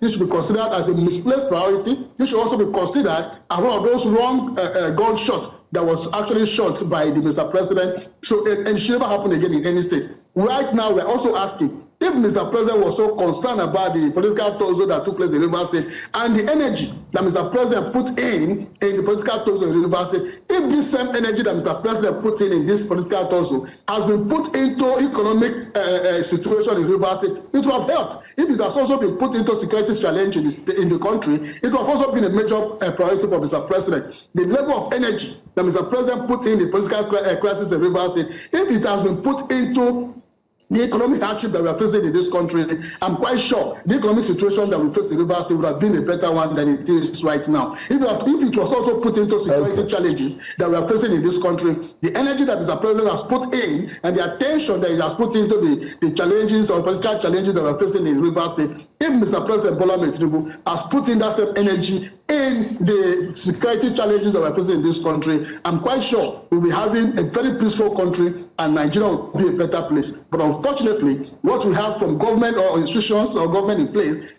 is unnecessary misplaced priority. And that's one of those situations that have kept Mr. Thank you. 400 billion was declared for the period of 4 months or 6 months. 400 billion was declared for the period of 6 months that will be spent in Rivers State as a result of the state of emergency. Now, to complete 400 billion, Rivers State resources has been abused. A whooping sum of 400 billion has been thrown away from the Rivers State Treasury account for no reason. The 200 and something billion that the governor left in the account before the suspension. Now, what account is Mr. Ibas going to give about the 200 and something billion that was left in the Rivers State Treasury account before the store administrator took over? We need EGFCC at this point in time to investigate the outgoing state store administrator. We also need EFCC and ICPC to investigate Ibas. Ibas must refund or must return the money belonging to Rivers people, and then also give a proper account of how he spent Rivers State money.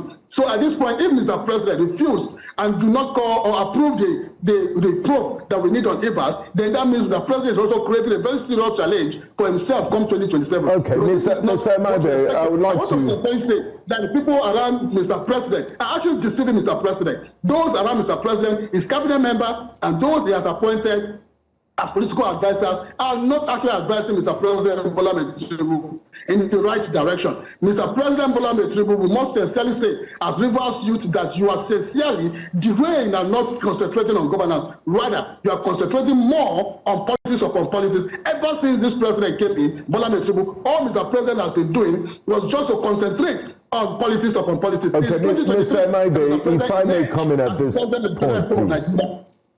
Now, if I may comment at this point, yes, thank you for your submission, Mr. Imade. But let's talk about the return of the duly elected governor of Rivers State. He's expected to resume office tomorrow after a period of 6-month suspension. You did mention that a sort of stakeholder meeting happened in which both parties sheated their swords and came to a sort of reconciliation that was brokered by the presidency. The meeting happened in the presidential villa in Abuja. Now, tomorrow, what will tomorrow mark for you? Is it September 18? Is it a date that marks a true restoration, a true democratic restoration, or simply a political bargain struck between elites? Because we don't know the terms of that peace that happened. No one is privy to the details of that peace meeting between the FCT minister, the members of the Rivers State House of Assembly, and the suspended Governor Siminalayi Fubara. So what are your expectations as he returns tomorrow?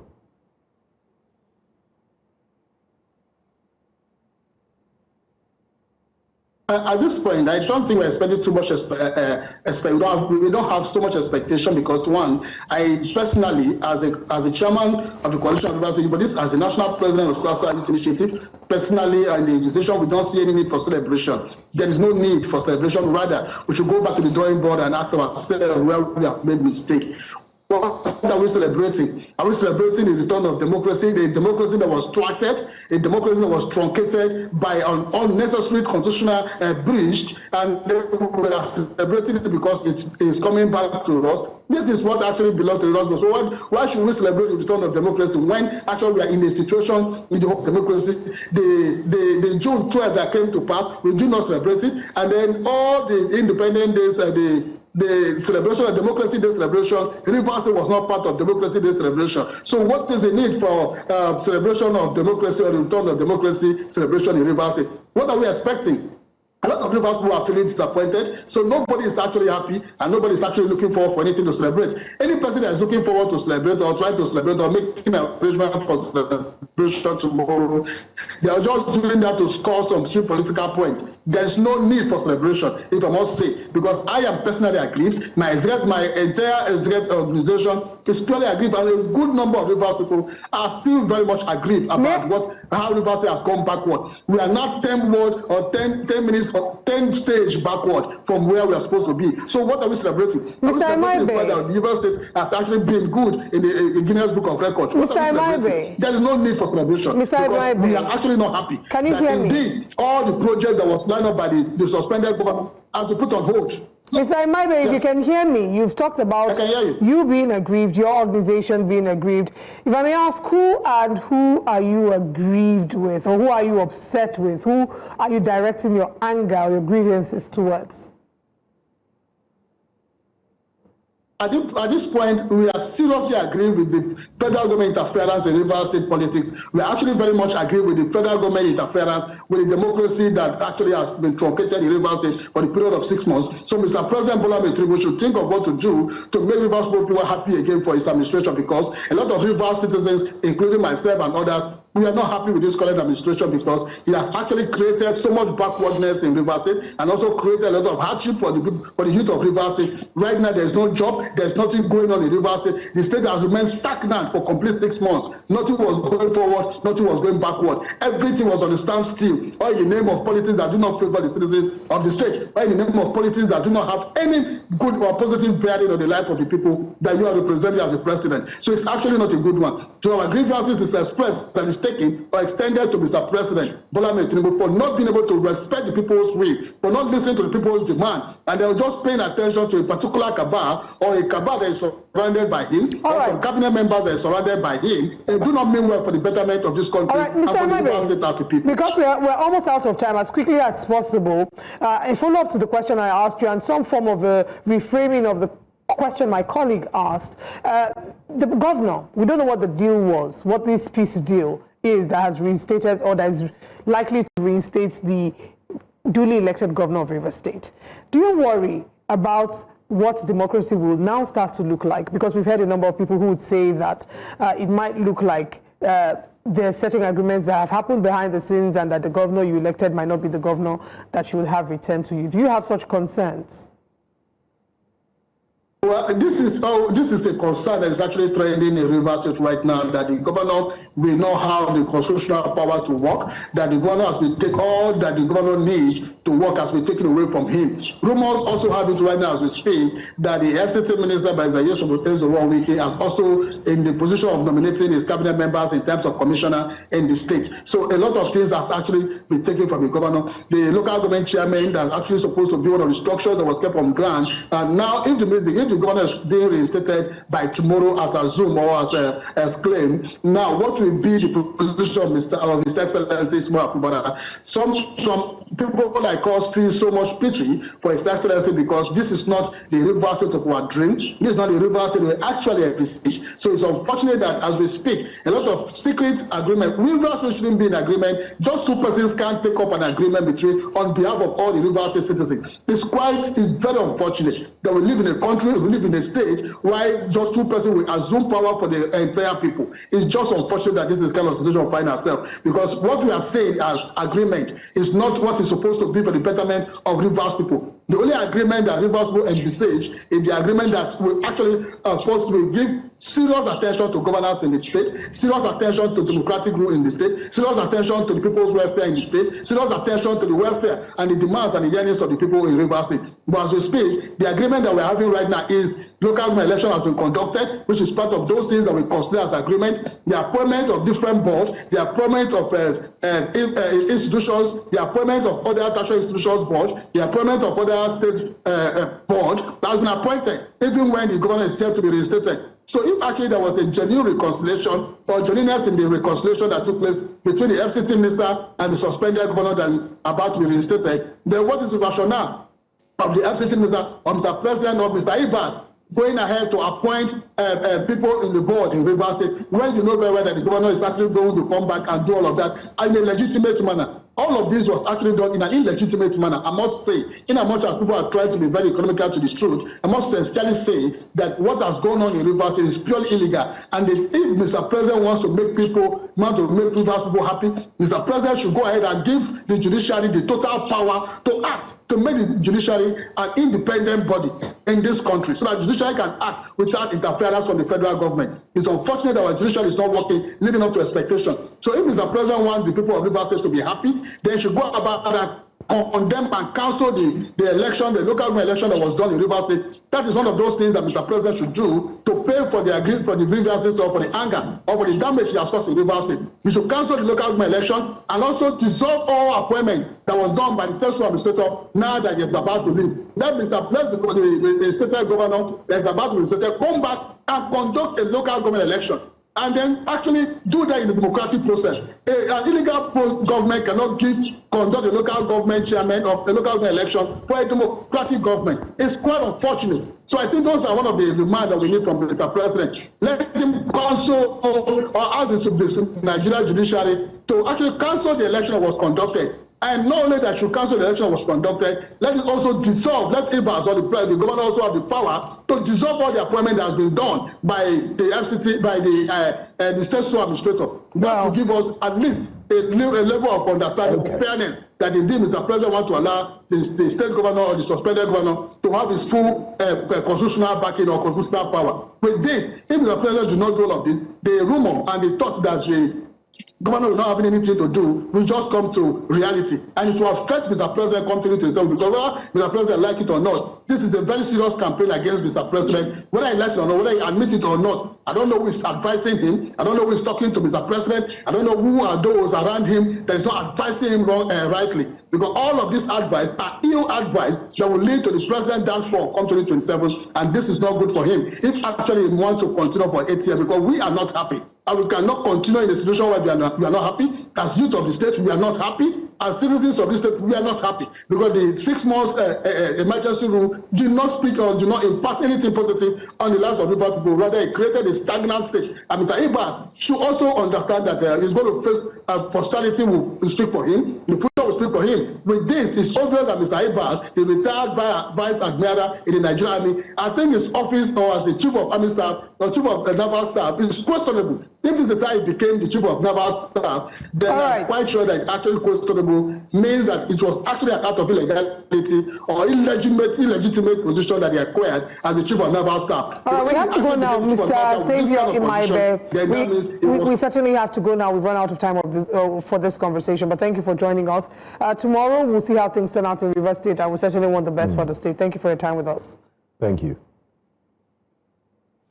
All right, and as we wrap up this leg of the conversation, a fire broke out Tuesday evening at a multi-story showroom in Central Plaza near Mandela's Market on Lagos Island. Video circulating showing intense flames and the properties that were lost.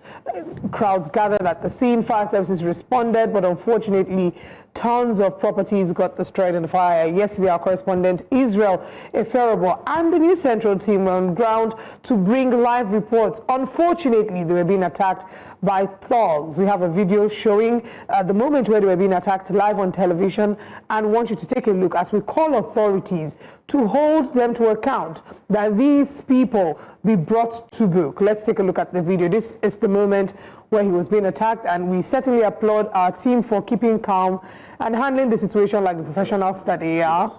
But yes, we want the authorities to have a look at this young man and ensure that there is some investigation carried out in this regard, because he was being assaulted in the line of duty. The press should not be stopped in the line of duty. They should not be prevented from doing their job. Work.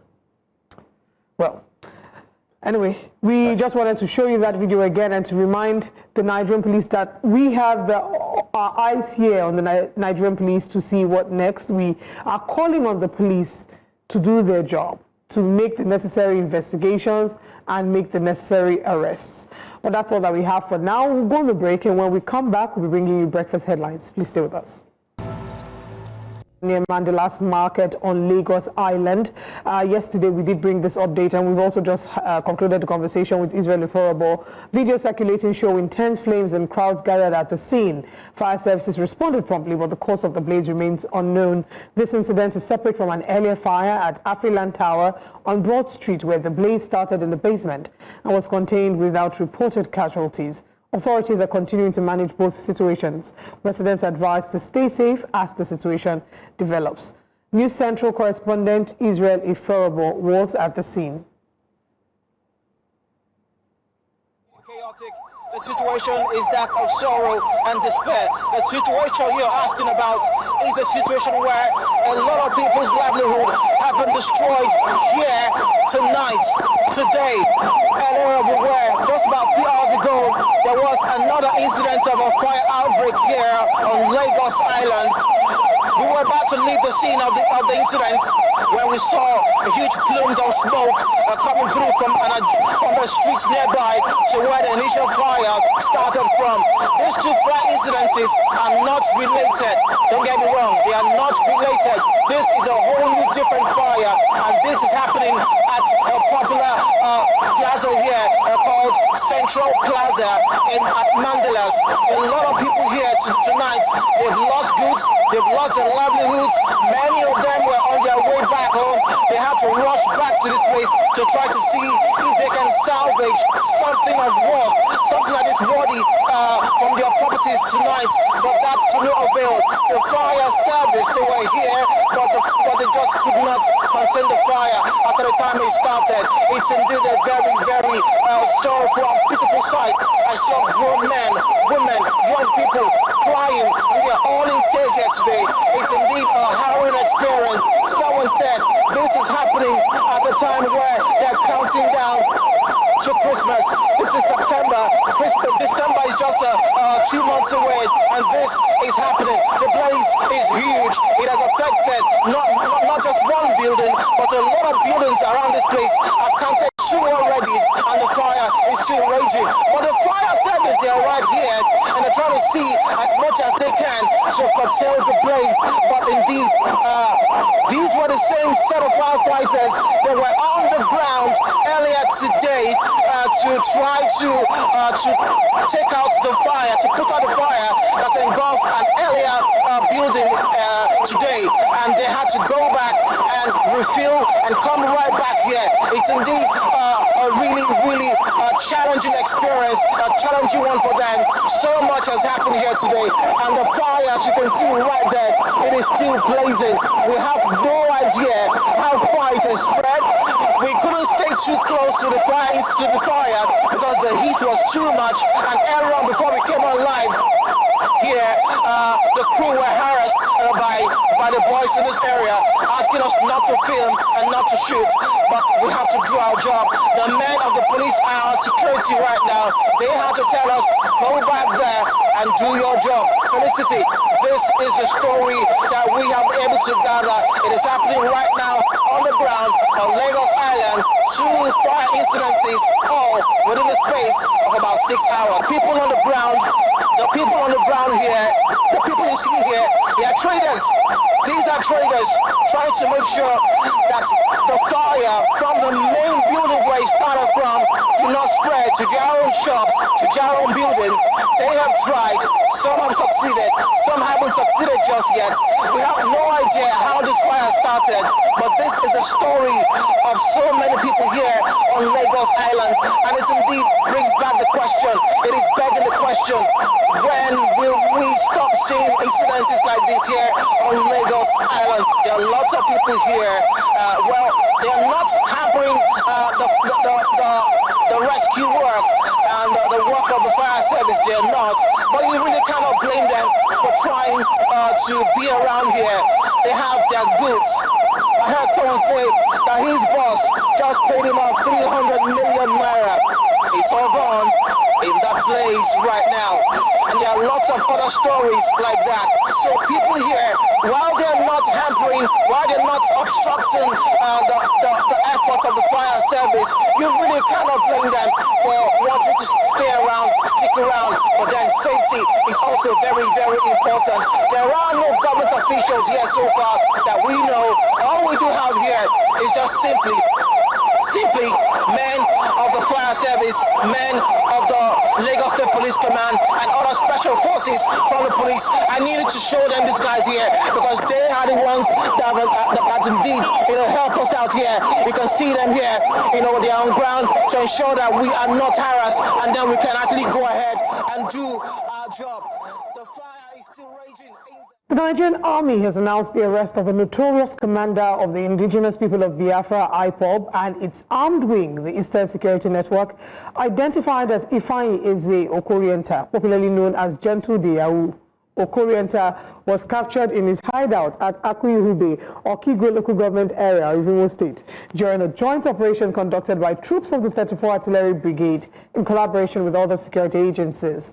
A statement by the Nigerian Army said the raid led to the recovery of an English pistol, 120 rounds of 7.62mm special ammunition, 25 rounds of 7.62mm NATO, a cartridge, 6 mobile phones, military and police uniforms, as well as a German flag. Troops also uncovered a workshop used for dismantling stolen vehicles for resale and destroyed 10 motorcycles found at the site.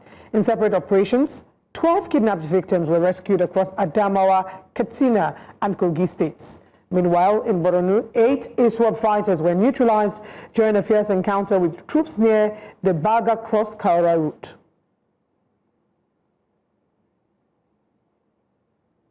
NAPTIP has rescued 8 stolen children in a major bust of an interstate child trafficking ring operating between northern and southern Nigeria.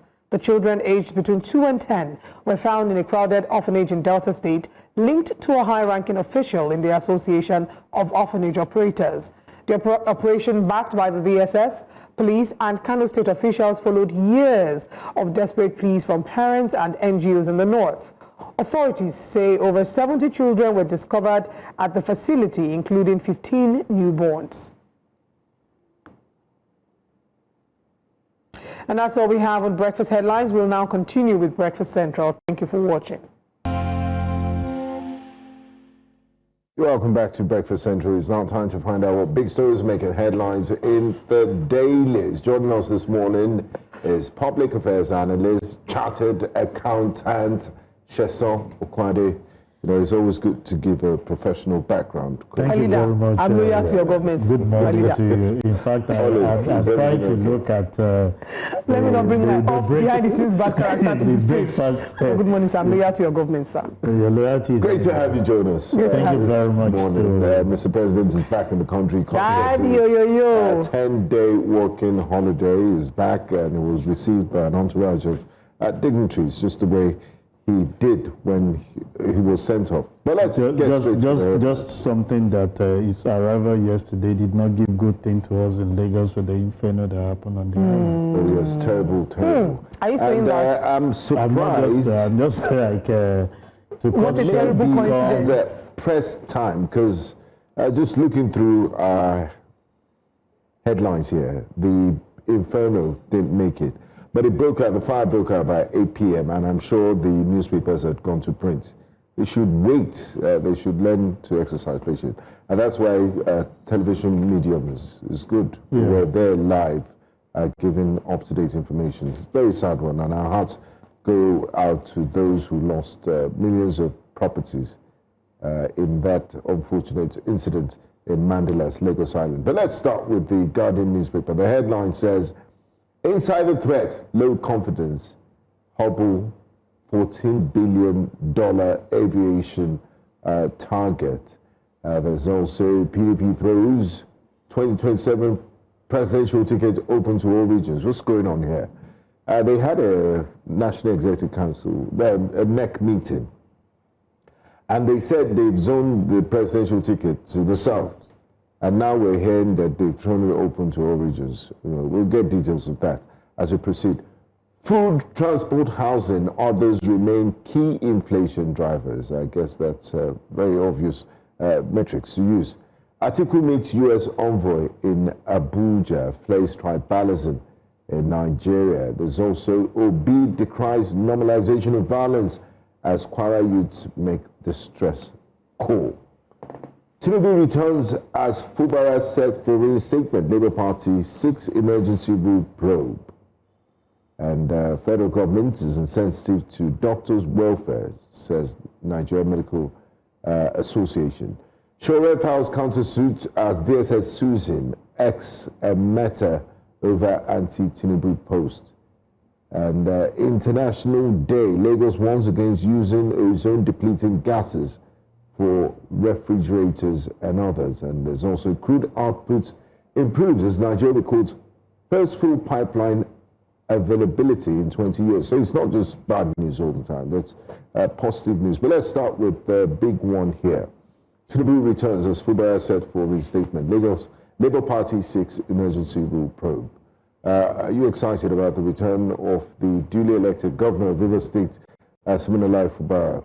And do you think the administration, the short administration of the sole administrator, Vice Admiral Ibok Ete Ebas, should be probed, since he was governing in connivance with the Special Committee of the National Assembly?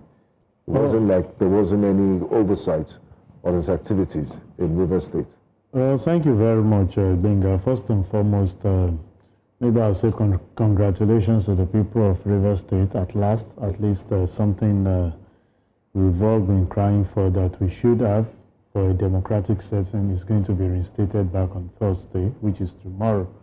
But you see, I have my concern about this issue of probe and probe.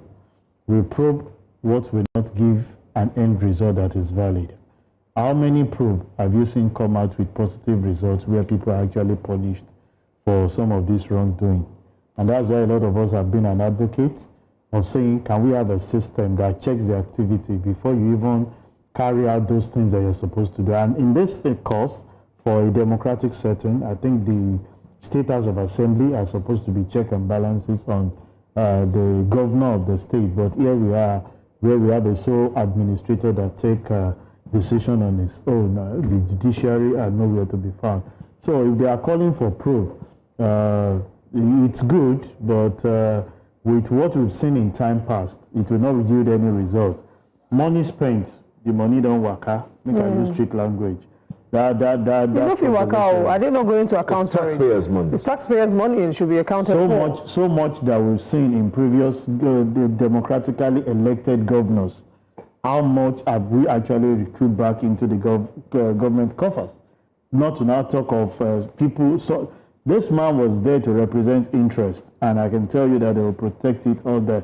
I'm speaking on previous thing that we've seen. We've seen accusation, allegation against even democratically elected governors of misappropriation of funds that is meant to develop their state, and nothing has come out of it. So in your opinion, any call for a probe is an exercise in futility? That's for me, because it's like the more you look, the less you see of some of the things that has been happening, and that's part of the problem that we faced with in the country.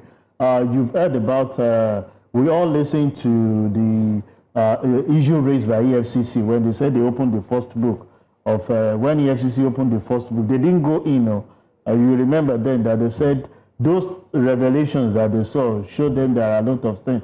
Have you heard anything? He has gone to see them, and that was the last you hear of some of those things. So you ask yourself, most of the time we talked about fighting corruption, but how many people are actually found culpable to be punished and serve as deterrent to others? We've not seen a lot of that. So that's just the challenge where I said probing this man may just be exercise in futility, not yielding the desired goal, because it will come and go and nothing will happen. What do you make of PDP throwing 2027 presidential tickets open to all regions? Yeah, well, my concern speaks of inconsistency on the path.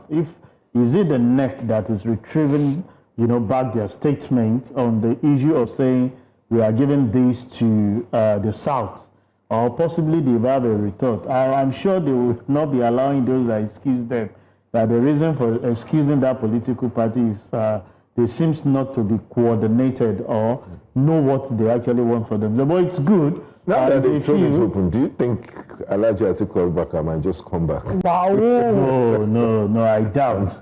I doubt. Even the forces that are against Alhaji Atiku, powers and principalities, they are much more than him returning back. So he should enjoy his stay, because I think he should be having a good ride with ADC. But I think part of the thing we've always been telling this political party is that they should be constructive in even criticizing, put themselves together. But most of the time, all the politicians, what they are in there for is their personal gain, what goes into.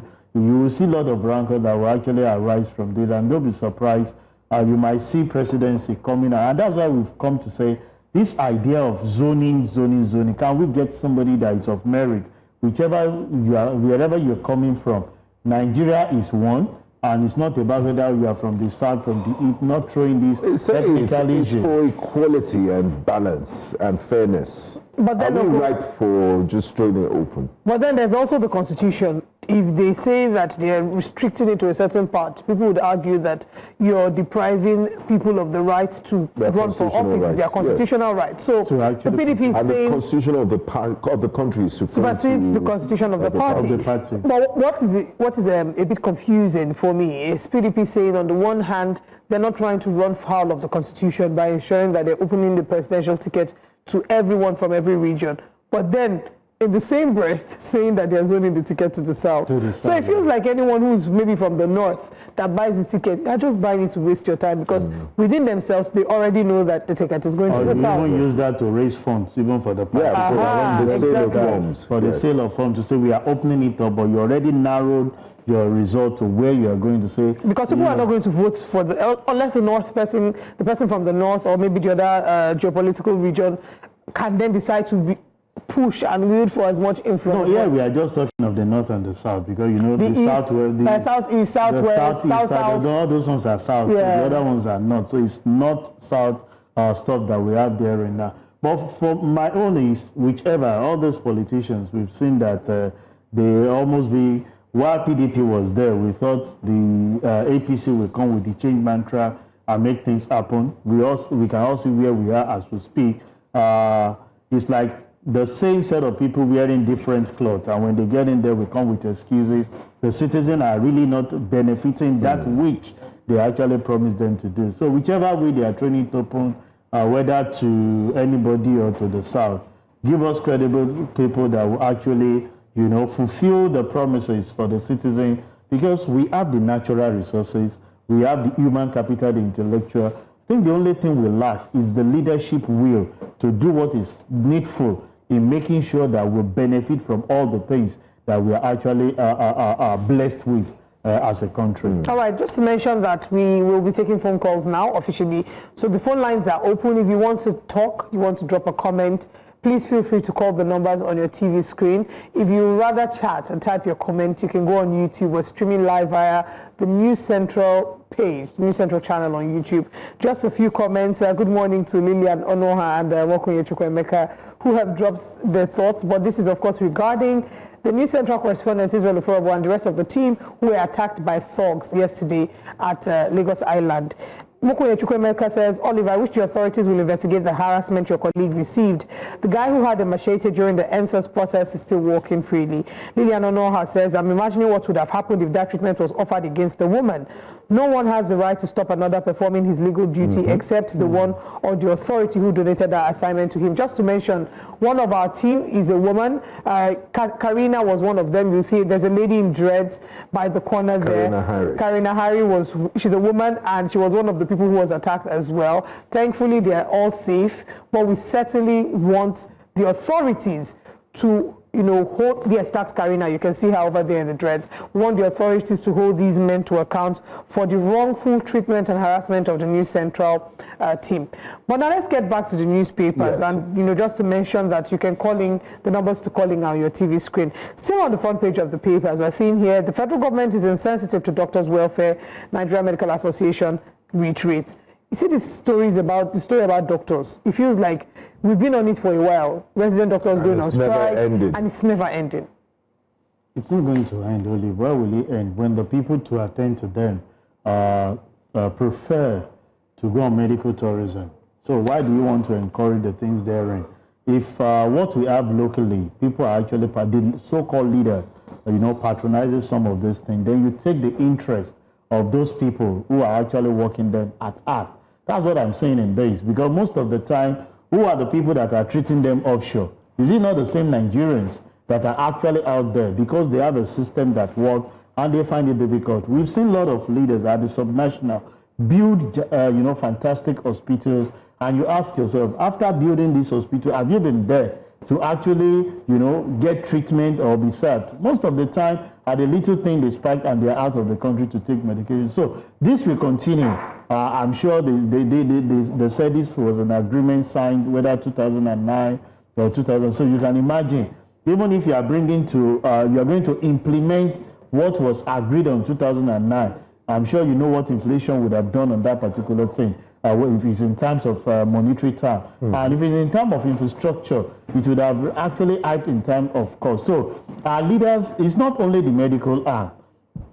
Every other arm, is the education sector you want to talk of, is it about our economy and every other area, we seems not to be sensitive to some of these things. And that's why we've said a lot of people who are in authority today, the best way to address this thing is to put in our constitution to make sure, although I know people will say it's freedom of whatever, freedom of day, that if you are a politically elected person, you dare not go out of the country for medical treatment. You must stay in there to do that. So if you're a governor, fix those things in your state to make sure that you have access to the, and it is then you can have consideration for the medical doctor or even the teacher. If you have a child, your child cannot move out of the, because of what benefit is setting up. Why does it seem that they're not listening to the doctors? I mean, this is a very critical sector. It's a life and death situation. Is it that we don't have the financial capacity? Is it a money problem? It's not a money problem, because we discussed it, was it not last month, of government actually meeting up their revenue target.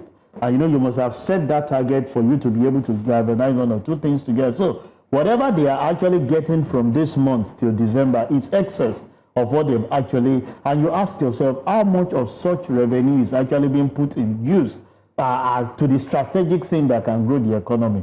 If the doctors are actually, have you come to a round table to say, okay, this that you're actually asking for, this is what we can do, this is how far we can do, and have an agreement and execute that agreement that you have, not putting it in limbo. Not too long, you'll be hearing the lecturers, because I asked Sano and Lasso for their own strike. So which sector actually, and these two sector is very critical. Quite disheartening that majority of the people who are in authority today enjoyed free education, but are we providing such even to the citizens? Free quality education. Put that word, free quality education. But are we even getting free education, not to have the quality therein? A lot of people prefer to go to the private sector because the public school a lot of us attended are not accessible. A lot of them have access to former BC of Obafemi Awolowo University, Professor Abimbola, says a Nigerian professor earns a gardener's 3-hour pay. in other climes. I hear that some of them earn as low as 400,000 naira. Imagine getting to the pinnacle of your career, because where do you want to go to after being the professor and you're earning less than $1 million? I mean, this. I'm hoping that people who have inadequate. Even if it's $1 million, it's still inadequate. It's part of what we're saying, that even if you want, well, it can't be less. I can't believe you have 400,000 naira one. No, a lot of them are as low as that. How much do you see people in level 16, level 17? But you must be able to provide basic amenities that those funds that they are getting might actually just be used. You can imagine a professor who is actually lecturing, sending their children to school, private school, no public school, is not having access to a good hospital where he needs to go to the private one to spend so much. His car gets to the mechanic practically like every other day because of bad road. And you can accumulate all those expenses together and expect him to survive with 400,000 without putting much of his pressure on the students, either by selling textbook or the other. All right, let's look at another paper. We've looked at the Vanguard newspaper this morning. This time around, let's go to the Guardian. We've looked at the Guardian. Let's look at the Punch newspaper. Front page of the Punch newspaper: federal government unveils agric reforms, moves to create 21 million jobs. Fresh incentives will boost production, food production, free Nigerians from seasonal dependency, Shatima says. AFA and others endorse measures, seek timely intervention. Women farmers task federal government on loans and others. How Nigeria can attain global power, according to Sanwo-Olu. Don't derail Awujale selection, council warns ruling houses. 4 hospitalized as fire got 2 Lagos buildings. Federal government predicts fresh flooding in Lagos and 13 others. So the one that we experienced yesterday is what? Is appetizer. Is free. Alone. Tinubu returns to Abuja after cutting short Paris leave. Neymar pushes for tariff hike. Airlines kick. Army arrests notorious IPOB commander in Imo. Is that a Gentle Yahoo? He will be pulling his heels in the detention facility of the Nigerian army. Honestly, oil reforms drive $18.2 billion deals, according to the federal government. Let's talk about the fire that got the 2 buildings in Lagos State. Yeah, I saw some footage. Why Lagos Island? Yeah, all the time.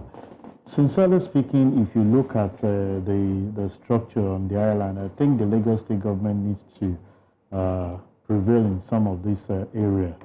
They seems to be too choked with one another, and any issue with a particular one, will create problem. I know before now the Building Control Agency, as one way or the other, be making moves to talk about distressed building, how people need to vacate, and these are not even distressed building; they are buildings that are there.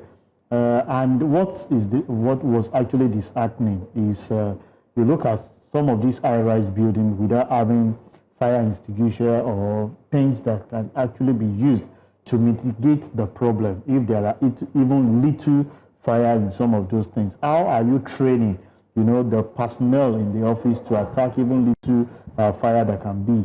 These are part of the problem that I feel, but Lagos State government needs to critically examine what is happening on the island. I mean, the Mandalas, Central Business District, the Central Business District, in that area, and let's pay attention to some of those buildings that are there. Some of them are even weak. You hear about, before now, I think 2-3 years ago, it was about collapse, not fire. Now we are hearing about fire and the other. I think it's something we need to just critically look into, because it's not worth losing life, to things that we can actually control or tame as a person. All right. Let's look at another paper. This time, let's look at the Vanguard newspaper. On the front page of the Vanguard newspaper, Rivers hopes mixed views as emergency ends tomorrow. We can see here the sub-story. Ibas asks residents to nurture peace already built. Elders sue for unity. Fubara returning as a conquered man, according to CUPP. Governance may suffer, says Okori, APGA's founding chairman. PDP wants Fubara against defection, demands probe of interim rule. Can you force him not to defect? Don't provoke Tinubu returns from vacation. You can see the picture here of the chief of staff and some other dignitaries who went to welcome the president from the airport. You can see Governor Abdullahi of Nasarawa State, Chief of Staff Femi Gbajabiamila, and a number of them. Anyway, moving on. 2027. Governor Bagono there. Niger State is not far from Abuja. I was surprised that Governor Hope Uzodinma came all the way from Owerri. No, it's turn by turn. He went for going. He can't go for coming back. Some other person has to go. I mean, for this sort of welcoming ceremony, you expect Governor Bago to be there, and Nasarawa State Governor. But at least Senator Godswill Akpabio was there. Yeah. So I think that's very important. You can see him there. 2027, PDP throws door open to all, validates Hashim's argument on zoning. Food security, federal government unveils new agric investment incentives. Nigerians profs earn gardeners 3-hour pay, according to ex-OAUVC Abimbola. At the top of the paper, we have experts disagree as presidency says inflation will drop to single digits. Bandit commander Ado Aliero kills traditional ruler in Safe Zamfara. Wow. NIN-SIM linkage reduces fraud, boosts national security, according to President Tinubu.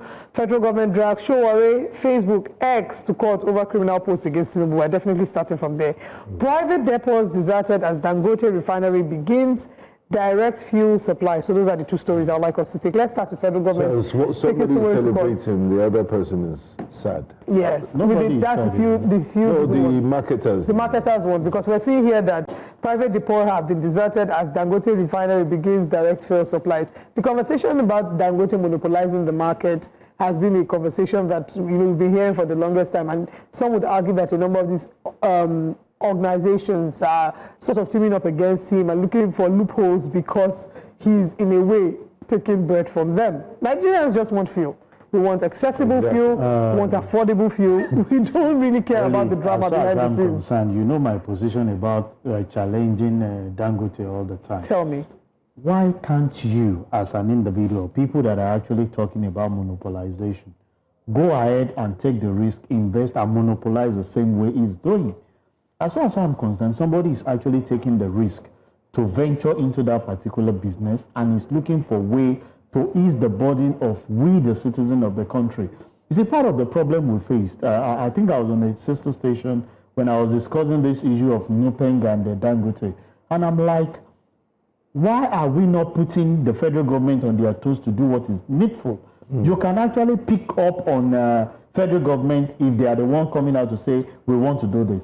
But somebody took the risk. What the government cannot do, a private individual like you and I took the risk. Well, we are the signal we are. The access to capital he has is different from our. But they started somewhere. They started somewhere. Anyway, I tap into that glory. So the truth is, the man took the risk. He did all those things, and part of the things we need to do is now to checkmate the activity. All we need to do is to look for a way to encourage other investors to come into it. People like us have said government should hands off in doing business that are meant for people who understand the dynamics of business. Government should have no business in business. In doing business. So leave it, create the enabling environment, put the policy to actually checkmate the activities or the excesses of some of these people. Part of the things I'm actually waiting for is Dangote has opened the eyes of business investors to say this is achievable. In the next 2, 3, 4, 5 years, can we have 2 or 3 other individuals? Because I always say that there is resources, financial resources in the country. Can we have 2, 3 other people coming up with refinery to compete with Dangote? But if all we do every day with some of the steps is taken is to be frustrating it, those other people will prefer to actually take their money to save it there and earn interest, rather than actually plowing it in the development of the country. What about the government's own refineries? What do we do? A lot of us have said, can we sell off this refinery to individuals that can manage it? You cannot just keep those things. You can imagine if you give it to the likes of the big boys that we know, the likes of Tony of Trump. You remember Transcorp before now?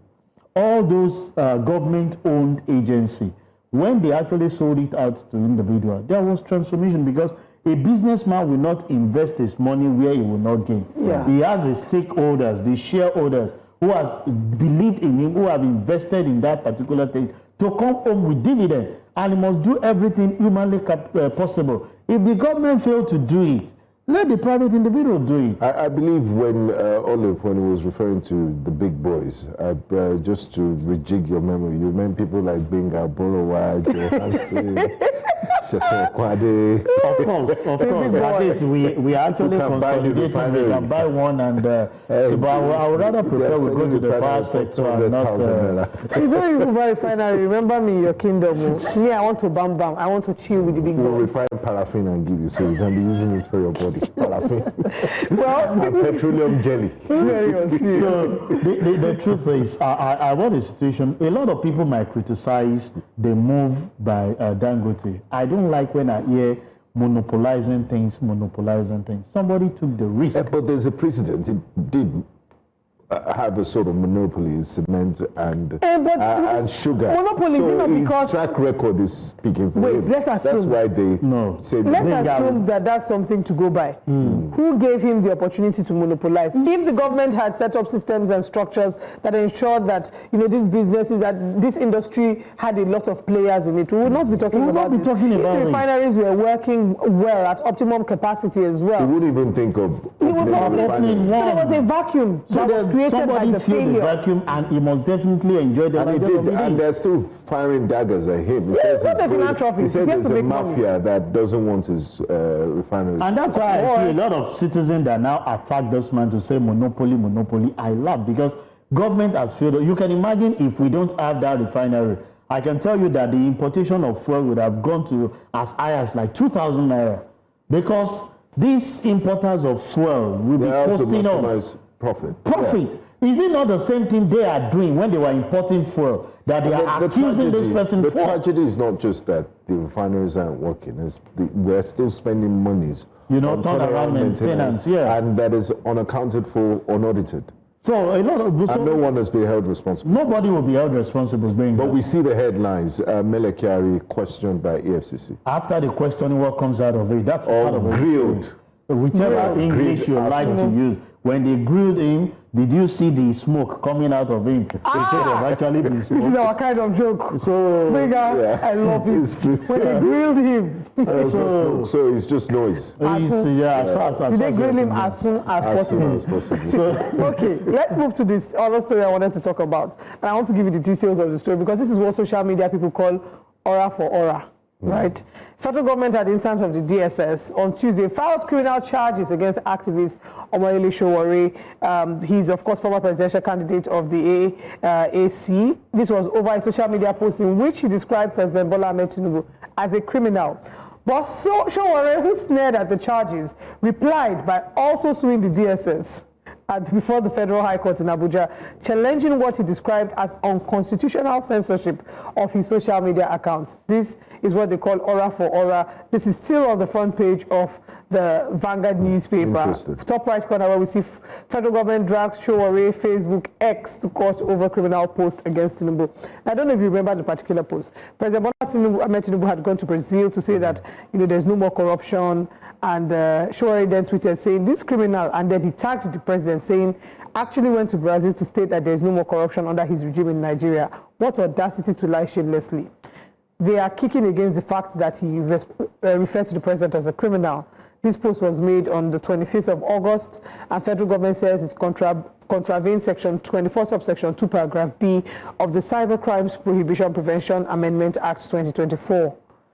Let's hear your thoughts. Olive, sincerely speaking, whichever section you intend to quote or not, I think the use of vague language on individual is actually not something someone like me will welcome. Even if someone is a criminal, is currently the head of state and the commander-in-chief of armed forces, whether you like it, it's the office, we must one way or the other respect the officers. It's not about, you can't just open your mouth and just criticize. You can criticize people objectively, but not by name calling, telling somebody, but people voted for him. You are saying that the crop of people that voted for him as much as good as who they are. That's where I fought to even call someone a criminal. The person needs to have been convicted by a crime or have served time.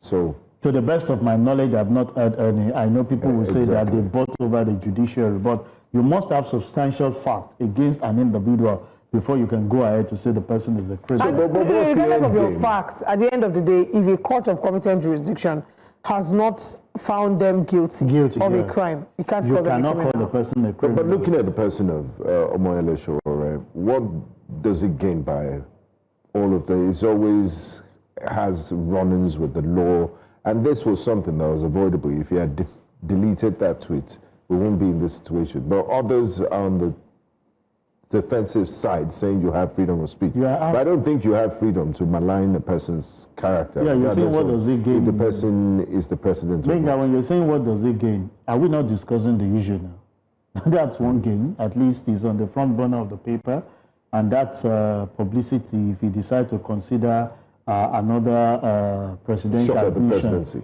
You know, just give something, and it's trending. It's everywhere. I'm sure if you go online today now, it's part of the things that people want to talk about. Why would DSS do this? Why would they not do that? So you just create, a content and allow that to happen. Because I know definitely for him as an individual, he would not allow such himself to be, called, in that kind of name. I think each time, and that's why we said this social media, we should try as much as possible to have courtesy when you are relating with people, not just giving an attack because you feel you have access to phone and you can type whatever you like. I won't be a party to it, even though a lot of us criticize Mr. President on some of the wrongdoings, but you continue to say not name calling or maligning his personality when you don't have a substantive, court, pronouncement of such person being a criminal. Evidence to back your pronouncements. Right. Anyway, this is the most that we can take this morning on Breakfast Central. It's been a delight to have you. Thank you so much, Mr. Okwande. Thanks so much. Just before we go, I want to share a piece of personal information. In 2027, I've decided that I'll be running for president of my estate association. Thank you so much. Elections are coming up in 2027 So are they not zoning to certain flats in your estate or certain duplexes within your estate? Or mansions. It's a very... They have opened it up to everybody. It's open to everybody. All right, I'll be part of your media and your campaign team. Thank you very much. You're very welcome. I offer you have my service too. You have my vote, Mr. President. 27 is almost here. No problem. Okay. Thank you guys. My name is Benga Boro. I'll see you guys tomorrow. Yes. All right. And I am Olive Emod. It's been a pleasure being here. Have a wonderful rest of the day.